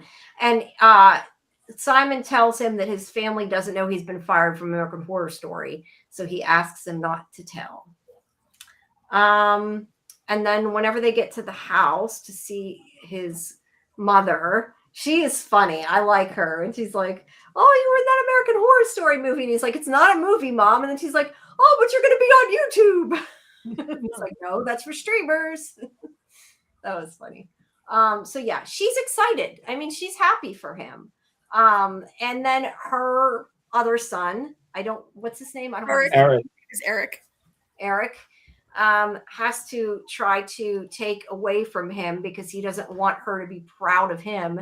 And okay. All right, wait a minute. You are reading in his. No, I know. This is where she's bragging about it here. We don't know that he doesn't want her to be proud of him. We know that he could just be a dick. We don't really know his motivation, but we know that he is. He's Jameis jealous brother asshat. You were correct, B. Jealous brother asshat. JBA. Yes. But anyway, at first, I jumped the gun though. At first, she's bragging about the fact that her kitchen has been remodeled. Her other son paid to remodel the kitchen, which was nice. He could afford to do. He helped her out. But I felt that obviously the son was using it to brag about because I felt, again, you're right, I'm inferring it. But it seemed to me that he was trying to make Simon feel inferior when he was like, oh, look what I gave Mom. Look what I paid for, type of thing. Because they were looking around at the kitchen and checking it out. But she was happy. I mean, she was just happy that it was done, and she was telling him. I do agree. I mean, I think just because he's financially successful and Simon isn't, doesn't mean he should not be able to give his mother a great gift. No, yeah, I agree with that. But I do think that Eric was rubbing it in his face quite hard. Yeah. But yeah, at the beginning, it's just the mother is like, oh, this is so cool. And then this is where we find out that she mentions, or maybe the brother mentions, I don't know, but that the kitchen was and had a fire in the kitchen, and that comes up later in the show. But yeah, comes what do you mean comes up later? I think it comes up later in this episode, and I think it's because Trevor pushes this. What did it look like before? And you're right. Right, the mother says like, "Oh, it looked all like this," and Gotcha. Yeah, whatever. Anyway, yes, Trevor digs and it comes up eventually. Yes. So at the party, there is a lot of that's where he's saying about the fire, and he's asking questions. And basically, he goes around talking to the different neighbors, trying to find out about Simon. And there's one part where he's really rude to that one neighbor who says something like, oh, I didn't like him. I liked the other brother better, or something like that. He's like, I didn't ask you which one you liked better. Yeah, that was rude what she said, but he was rude back. And then she starts swearing at him in another language. He is very rude. I guess he's defending his friend, or he's trying to get info. I don't really know. He's trying to get info. Yeah. It's like, I didn't ask you. I thought it was all very sad. Like everyone Trevor talks to is like the one lady's like, oh, I don't really like him. I like his brother. And the other, remember that woman who's like, oh, we rode in carpool together to school every single day for our whole life. What's he like? I don't know. I never talked to him. Right? I took that differently. I thought at first she meant that they were always having sex in the car. I think I missed something vital. Why would you take it like that? They were kids. No. I said, I don't know. When I first heard it, I thought that's what she meant. Doing something else while you were... They were always in the back seat or whatever. I said I took it wrong. Were you also watching porn on the side while you watched this? Like, I'm not really having sex, but I just thought she meant like they were always making out or whatever in the car. No, they were being driven together correctly. I said I didn't listen to it correctly. They were being driven in carpool. Their mothers are like next door neighbors or cousins or whatever, and they rode carpool to school together for their entire lives. And then she's like, "Oh, I never really talked to him. Never really talked." Like it was really, I thought, kind of sad how like Trevor's asking everybody at this party, all the friends, closest friends and family, about Simon, and like nobody knows him. Yeah, and nobody seems to care to know him. Yeah. These two are very rude to him. I don't remember what the conversation was, but it ended up with them speaking between each other in, I forget what the language was. They speak Creole. and they're speaking in Creole to each other about him, saying he's poor, he dresses poor, and all these nasty things about him. He's like, I can understand you, right? And they're like, oh. They're like, oh, your Creole's pretty good. Yeah. Like, to begin with, he lived there. You clearly didn't know him if you didn't know he spoke Creole, I guess. But everyone there is like either Haitian or descended from Haitian parents, right? Yeah, like he knows it too. And Creole's pretty easy, I'm told. Like I used to have a job.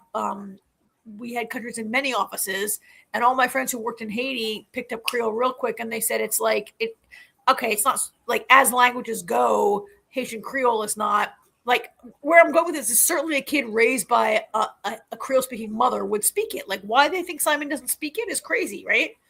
I don't know that it's so much they don't think he speaks it as I don't think they care. Like they realize it, but they don't care enough to even think, does he know? You know what I mean? They're so rude. They don't even, the point is they're talking about him and they're very rude. Yes. So nobody likes him is the point.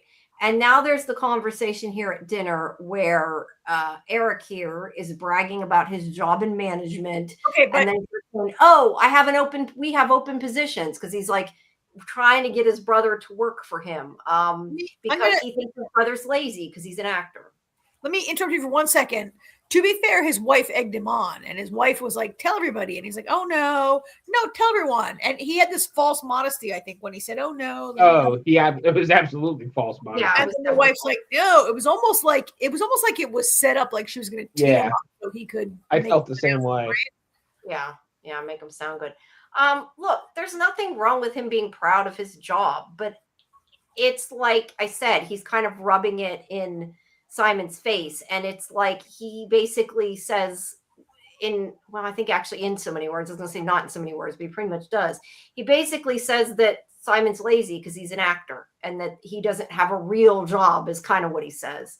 Yes, and he goes on and on like it's one thing to be like, oh yeah, I got promoted and be humble about it or not brag. He doesn't just say I got promoted. He says, oh yes, I'm now a senior vice president and I lead a team of 6 and I love being a manager and helping my direct reports do their blah, blah, blah, blah, blah.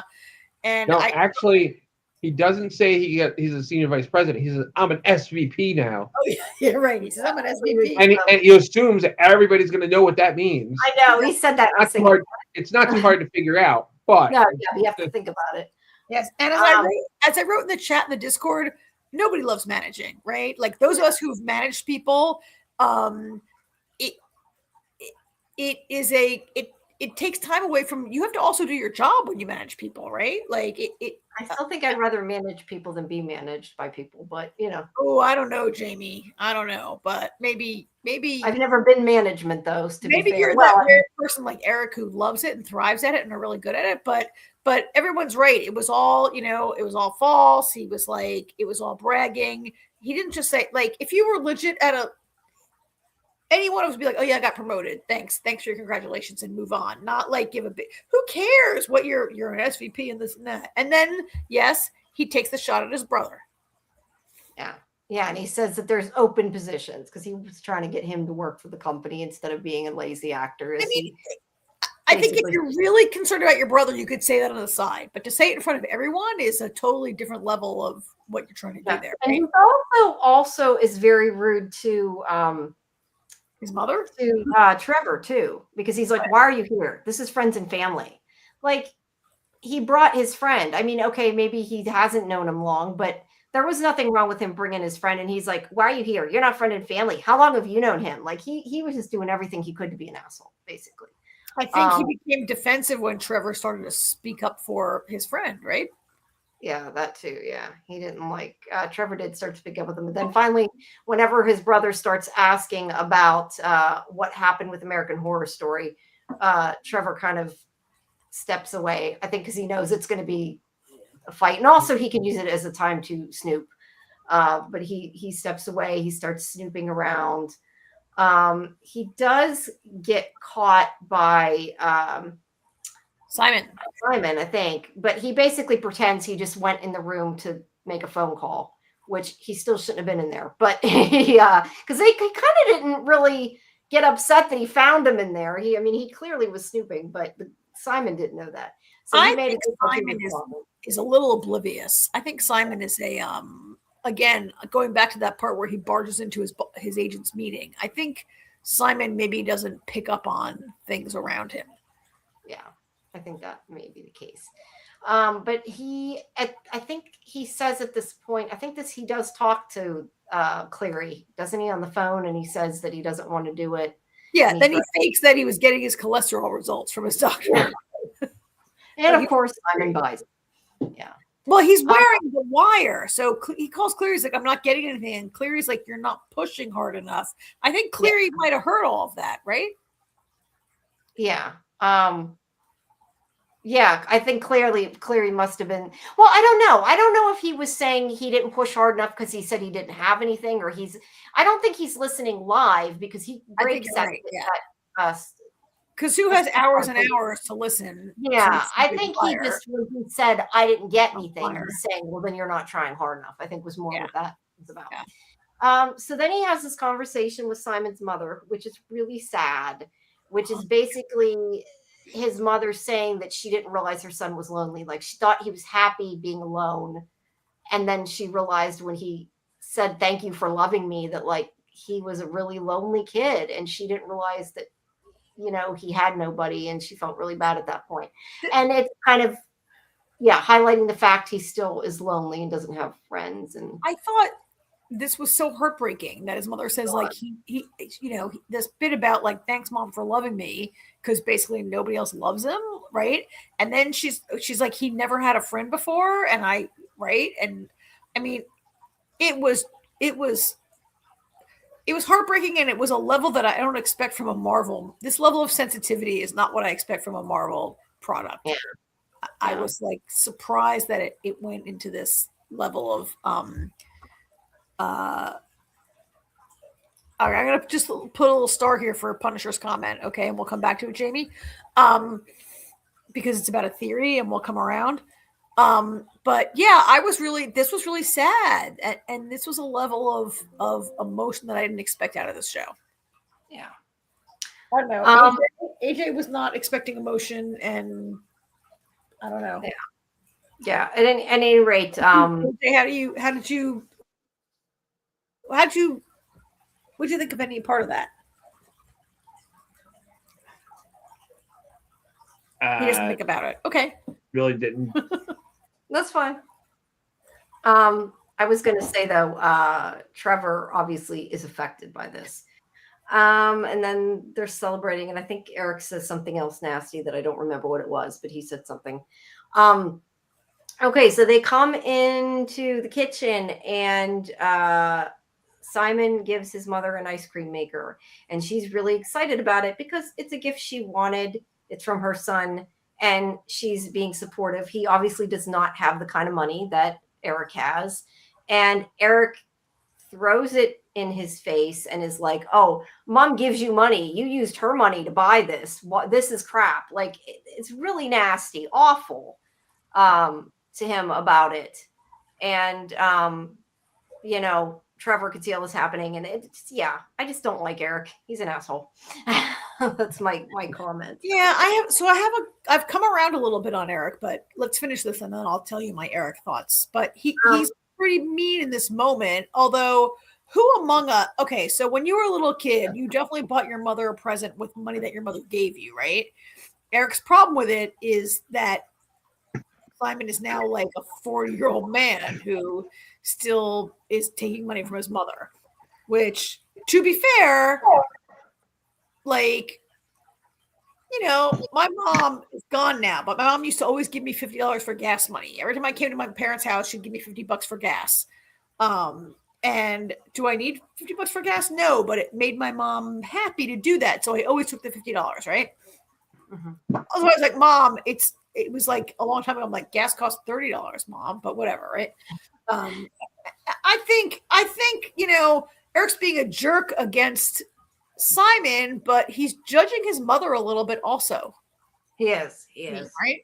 But again, he thinks that Simon is lazy because he is an actor and he's saying that he doesn't make money and that he doesn't have a steady job and that he should be doing something other than that if he's not going to get roles and blah, blah, blah.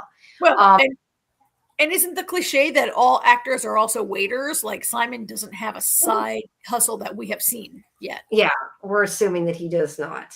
At least that's what they're implying. Yeah. All right. So then Simon gets pissed off. He tries to hold it in. And this is where he said something to Simon like, you can't even use a stove or something. What 13-year-old kid can't use a stove, he says. Yeah. Yeah. And I was thinking here, he does know clearly what he can do. Like, why is he egging him on? Like, I would think that you would be worried your brother could hurt you unintentionally, even. Like, why are you pushing him? Unless he wants him to blow up so Trevor sees it. I don't know. But he pisses him off enough. He blows up and he destroys the island, which is kind of funny in a way, that he destroyed the island his brother just paid for. I think did he punch it though, or did it just like he goes boom with his hands? That's what I thought. Yes, right. Yeah, oh, you're right. B says, and why is he making such comments on his mom's birthday? Like Eric's making her birthday rotten just to take pot shots. You're right. He is. Why are you assuming that Eric knows about his powers? Oh, AJ, can you adjust your mic? We can't really hear that. You're muffled. There you go. Why are you assuming that Eric knows about his powers? Why are we assuming that Eric knows about his powers? Because they did not react when he did that. Like, I thought they reacted. Huh?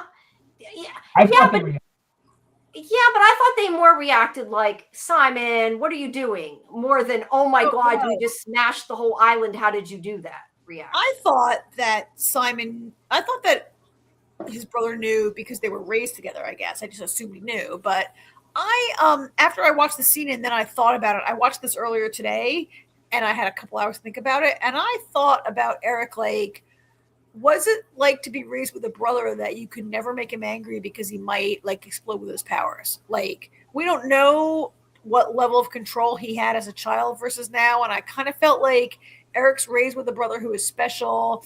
Eric is raised with a brother who you have to like not make him angry. And that might be why he resents them too. You wouldn't like me when I'm angry. Like, maybe he resents that his brother is special. Maybe he resents that the parents were like, don't make him mad. We don't really know. I'm speculating here. I'm, Jamie, you were inferring, I'm inferring from this. Yeah. But I started to think maybe Eric has a resentment over his brother's, like, is he the mother's favorite, or did the mother defer to him, or I don't know.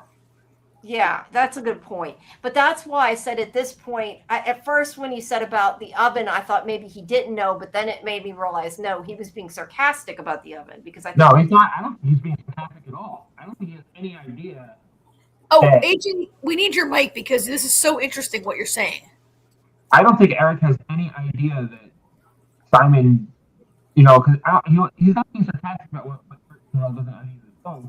He's saying, how the hell is a 13-year-old not know how to use a stove? He has no idea what really happened that day. AJ, we're hearing not all of what you're saying. All right, so AJ, you're very muffled, but I think what I'm hearing you say is that you think Eric doesn't know what happened the day of the fire when Simon was 13. And you think Eric doesn't know that Simon has powers, and so are you saying that the smashing of the island is the first time that Eric has seen Simon do this? Yes.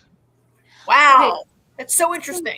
Wow, it is. I mean, it's interesting. We can all take it different ways, but see, to me, their reaction was more like, really? Like, you did that? His action was more like, really, you did that again? Why did you do that? You destroyed it. It wasn't like, oh my God, how did you do that? Because that is not something somebody can do. Like, I didn't think we had enough time to see any type of reaction. I agree with AJ, Jamie. I did not take them as having a reaction like, oh, you silly boy, you did it again. No, I don't mean it quite like that, but more like, pissed he did it, but not like, oh my God, how did you do it, is what I mean. Like, wouldn't you be like, oh my God, what's wrong with you? Why do you have these powers? But it just ended. Then it ended. We didn't see anything, really. We saw no I reaction. guess because what we didn't see to me is what means he knew about I it. mean- But I could be wrong. I mean, B has a point. Eric obviously resents his brother. We can make all kinds of inferences about why. So thank you, B, because Yeah, maybe he resents his brother but doesn't understand that's why we they're can find out more. Look, I resent my brother. He doesn't have superpowers. He's just, we just don't like every sibling resents their sibling at one point or another. We don't all grow up to be like dicks trying to belittle our brothers. But I guess we'll learn more about. I hope we'll learn more about that because it's very interesting to me. But B says, but I agree. I had thought they weren't surprised. I guess I inferred it too, Jamie. I don't think they were. Look, I think they weren't surprised that this happened, but I think they were maybe a little scared or a little horrified or a little like, I don't take it as they were like, oh no, this happens again. Like, that didn't come across, I don't think, the way I meant. I didn't mean it like that. Like, I don't think that they thought like, oh, it wasn't a big deal or not again. I just mean that to me, if I'm standing near somebody and that happens and I don't know they can do it, my reaction would be to be scared or to be like, how did you do that? What is wrong with you? Oh my God, you have superpower, something. But it just ended. We didn't have time to see Eric's reaction. But like I said, the fact that they didn't show it to me was implying they knew, because I feel like otherwise they would have showed it. I don't know. That's just how I just thought it was the cliffhanger. So to AJ's point, like, I'm really interested in AJ's reaction that he thinks Eric has no idea.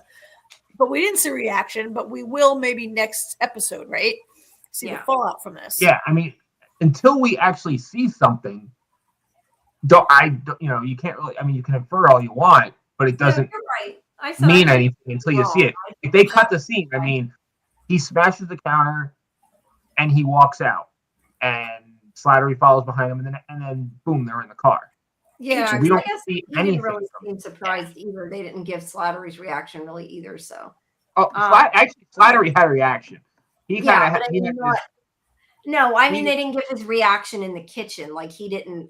Like, he should have pretended to be shocked, but didn't show that either. So, well, I mean, Slattery had seen the repercussions in Simon's living room. He knows, and he's been prepared by Cleary, so he has to show some sort of shock. He would have to pretend to be surprised. But to be fair, I guess there's also the possibility that maybe Slattery wouldn't show surprise even if he didn't know from Cleary, because if you think about it, he had this huge hole in his wall, okay? Now, in normal life, you would assume something else. You wouldn't think it came from superpowers. But to be fair, this is Marvel Universe. They live in a world where people have superpowers. They know people have superpowers. So he might have already thought that's what that was from, or made a guess. Trevor has spent time with people who have greater superpowers than this. Yeah, so I'm just saying, if you see that hole in somebody's wall in this universe, you could guess that that's what it's from, possibly. And you might not be that surprised if you see this happen for that reason. Now, your own kid, if you didn't know it, maybe, or your own brother. But his mother knows it. His mother knows it for sure. I know she does. I'm just saying, like, I could see Slattery have put 2 and 2 together and not be as surprised.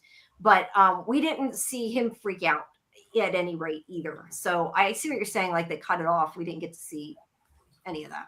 Yeah. All right. So this is where he's like, having superpowers stops you from working in certain industries or whatever he says. I forget exactly what he says. He says, I can never act if this comes out. Yeah. So he doesn't want him to tell anybody. Well, it's funny because Trevor says why, and Simon says because of the doorman, blah, blah, whatever, right? And Trevor's like, what are you talking about? Like, so Simon's aware of restrictions on actors with powers, and Trevor is not aware. Is that just maybe because you wouldn't really think about it if you didn't have powers? Like, it would just be something like, you know what I mean? I question, would it really, like, if it doesn't apply to you, sometimes you don't think about it. You know what I mean? It's kind of like when I fill out those forms that say, are you male, female, prefer not to say? Are you white, whatever, blah, prefer not to say? Are you blah, blah, blah, prefer not to say? And like, I like some people like don't prefer to say. And I think that Simon is a guy that prefers not to say I have superpowers, but you can't do that. You say yes or no on those forms, right? Yeah. And he always lies and says no. So this is where Slattery gets out of the car. He takes the wire off of him and he breaks the SD card. He's made his choice. He is not going to keep working with Clary. I loved it. Me too. I almost wish that he would tell him and they'd make a fake recording. I know they won't, but that's kind of what I wish would happen. But yeah, he breaks it. He's made his choice. He has chosen his friend over Clary. And now Simon gets a call and it's from Janelle, and Slattery's like, oh, I'm sorry. Like he figures, oh, you heard your back that you didn't get the role. And he's like, no, we both got a call back. Although why they didn't have Trevor's info. Yeah, I didn't quite understand why they didn't have Trevor's info. He still was like a working actor that they would have his information, but for some reason they had to call Simon for his info. But and he has a cell phone, right? Like, was he a working actor in his past? Yes, he has a cell phone. That, like, why didn't he give him a cell phone number? How does nobody have? Yeah, I know. Like, if you're signing up for an audition, you would have to give him your contact information. So my guess is that this was just an excuse for him to get the information about both of them, for him to say we both got a call back. Yeah. So yeah, I was so happy. I was so excited for both of them. I was too. I know, this was cool. That's why I'm like, now I want to know what happens. I got to see this. Is that coming? Yes, yeah, I saw coming, but that's kind of the plot. We know he becomes Wonder Man. I definitely saw it coming, but I was still happy for them. I thought that means it was well played, and I've, yeah. I think that. Go ahead, Jamie. I'm sorry. Go ahead. No, go ahead. I was just going to say, let's go back to that comment. But if you have something else to say, no, I was going to say that I think that Trevor, Trevor, in that moment, Jamie, as you said, he chose his friend over Cleary. As Simon chose him over, Joe Pants, famous guy. Yes. But I think that the chance to have a role, is really going to motivate Trevor. Trevor is definitely going to pursue this role more than Cleary's offers of avoiding prison and, being with his friend and whatever, right? I think definitely, for... Yeah, but Cleary may be like, you can't get this role because you're going to go to prison, and he may push him back that way, too. Yes, but I think getting the role might be protection from prison because, how is, you become there's a little bit going on here that maybe is commentary about Hollywood. And I feel like if he got the role, could he be protected from Cleary because he'd become the studio, he'd be in the studio and there'd be a lot of money and blah, blah. I don't know. Yeah, no, you might be right. It's like saying that a lot of famous people can get away with a lot of shit, and you're not wrong. I guess that's what I'm saying, Jamie. Thank you. That is what you're saying. And you are correct. So yeah, I see that. I just wonder if it's possible that Cleary could also use that for, to push the blackmail. We don't know. Now, have you both seen all of the season? I know you told me, Karen. No, I only watched 3 and I stopped. Okay. No, because I hadn't watched more than one until we did the watch party. So I am committed to our format. I watched 3. I will watch 3 and 2. I'm committed to it. Yes. All right. I'd like to talk about Punisher's comment. I have a theory about Wonder Man damage control will become Orcus in the MCU. So I don't know what Orcus is. Maybe you guys do. Do I know anything about it? I do. Okay. AJ, would you like to? So Orcus is an organization that tries to prevent superheroes from advancing above. Whoa. Your mic dropped off. You said they try to prevent superheroes, and that's all we heard. From advancing above normal people. Huh. So they want to stunt them? Yeah, I guess that's one way to put it. So that's kind of like in what's that show we're watching with Homelander?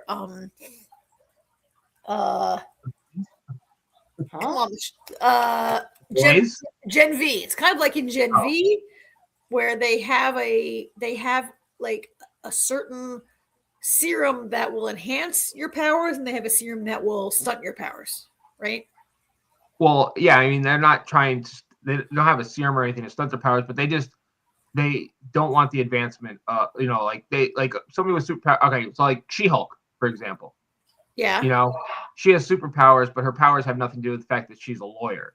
You know, but they try to prevent people like that from advancing above humanity.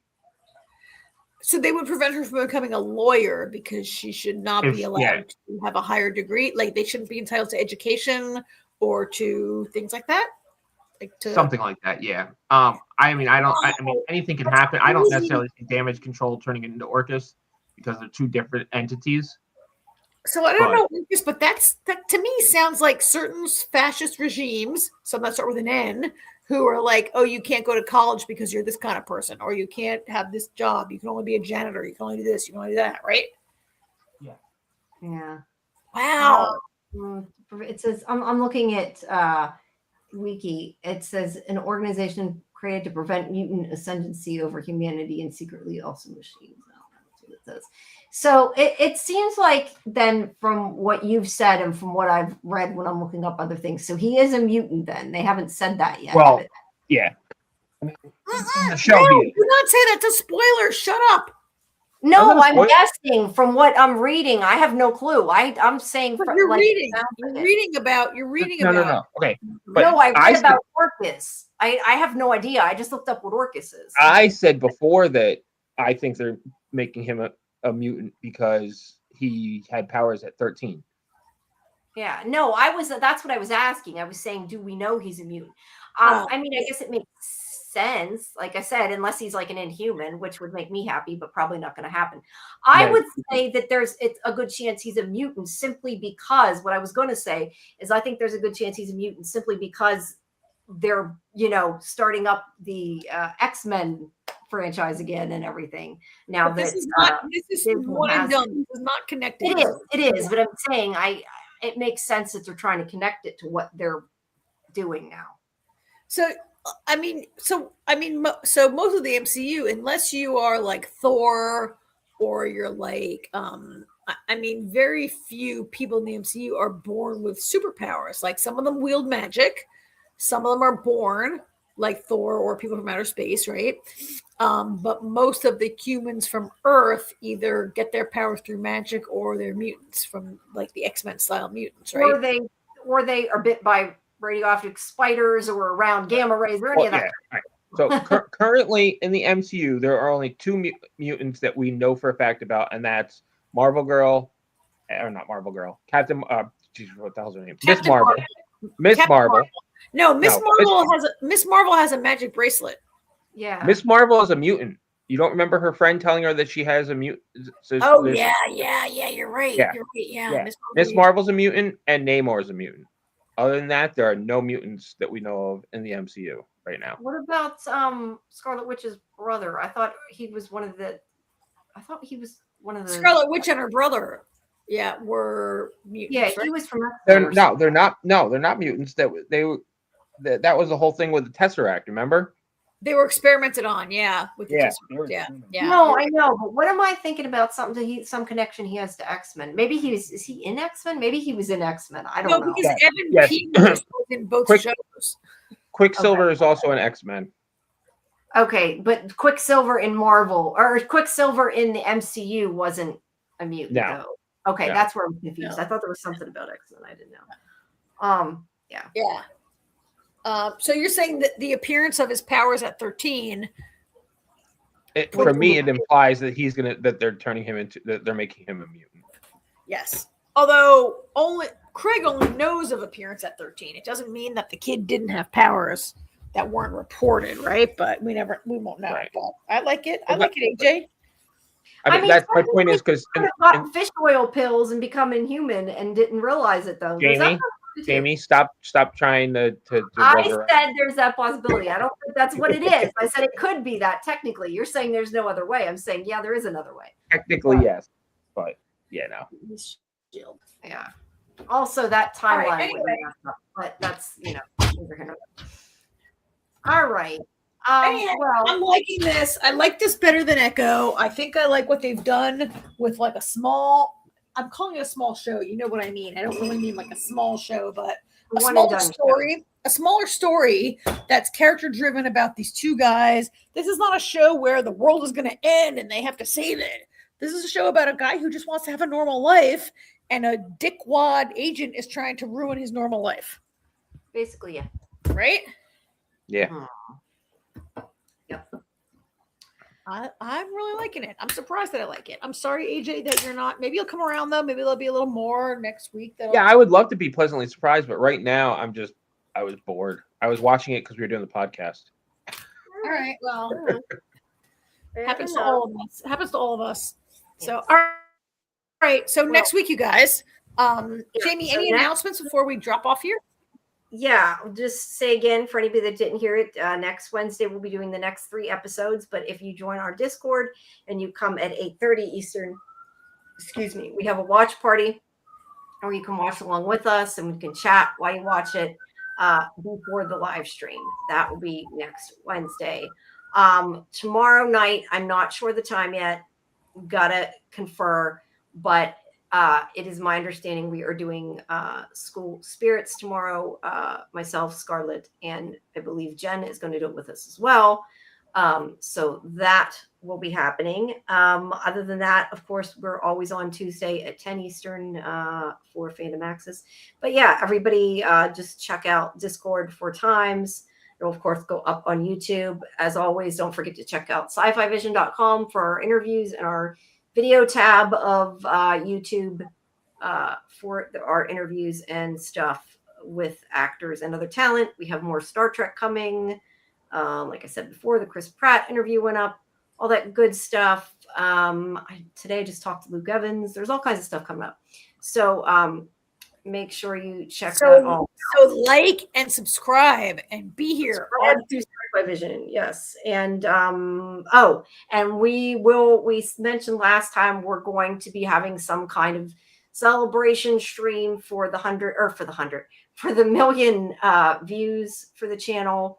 We're not sure exactly when or what we're doing yet because we have to plan it. But that will be soon.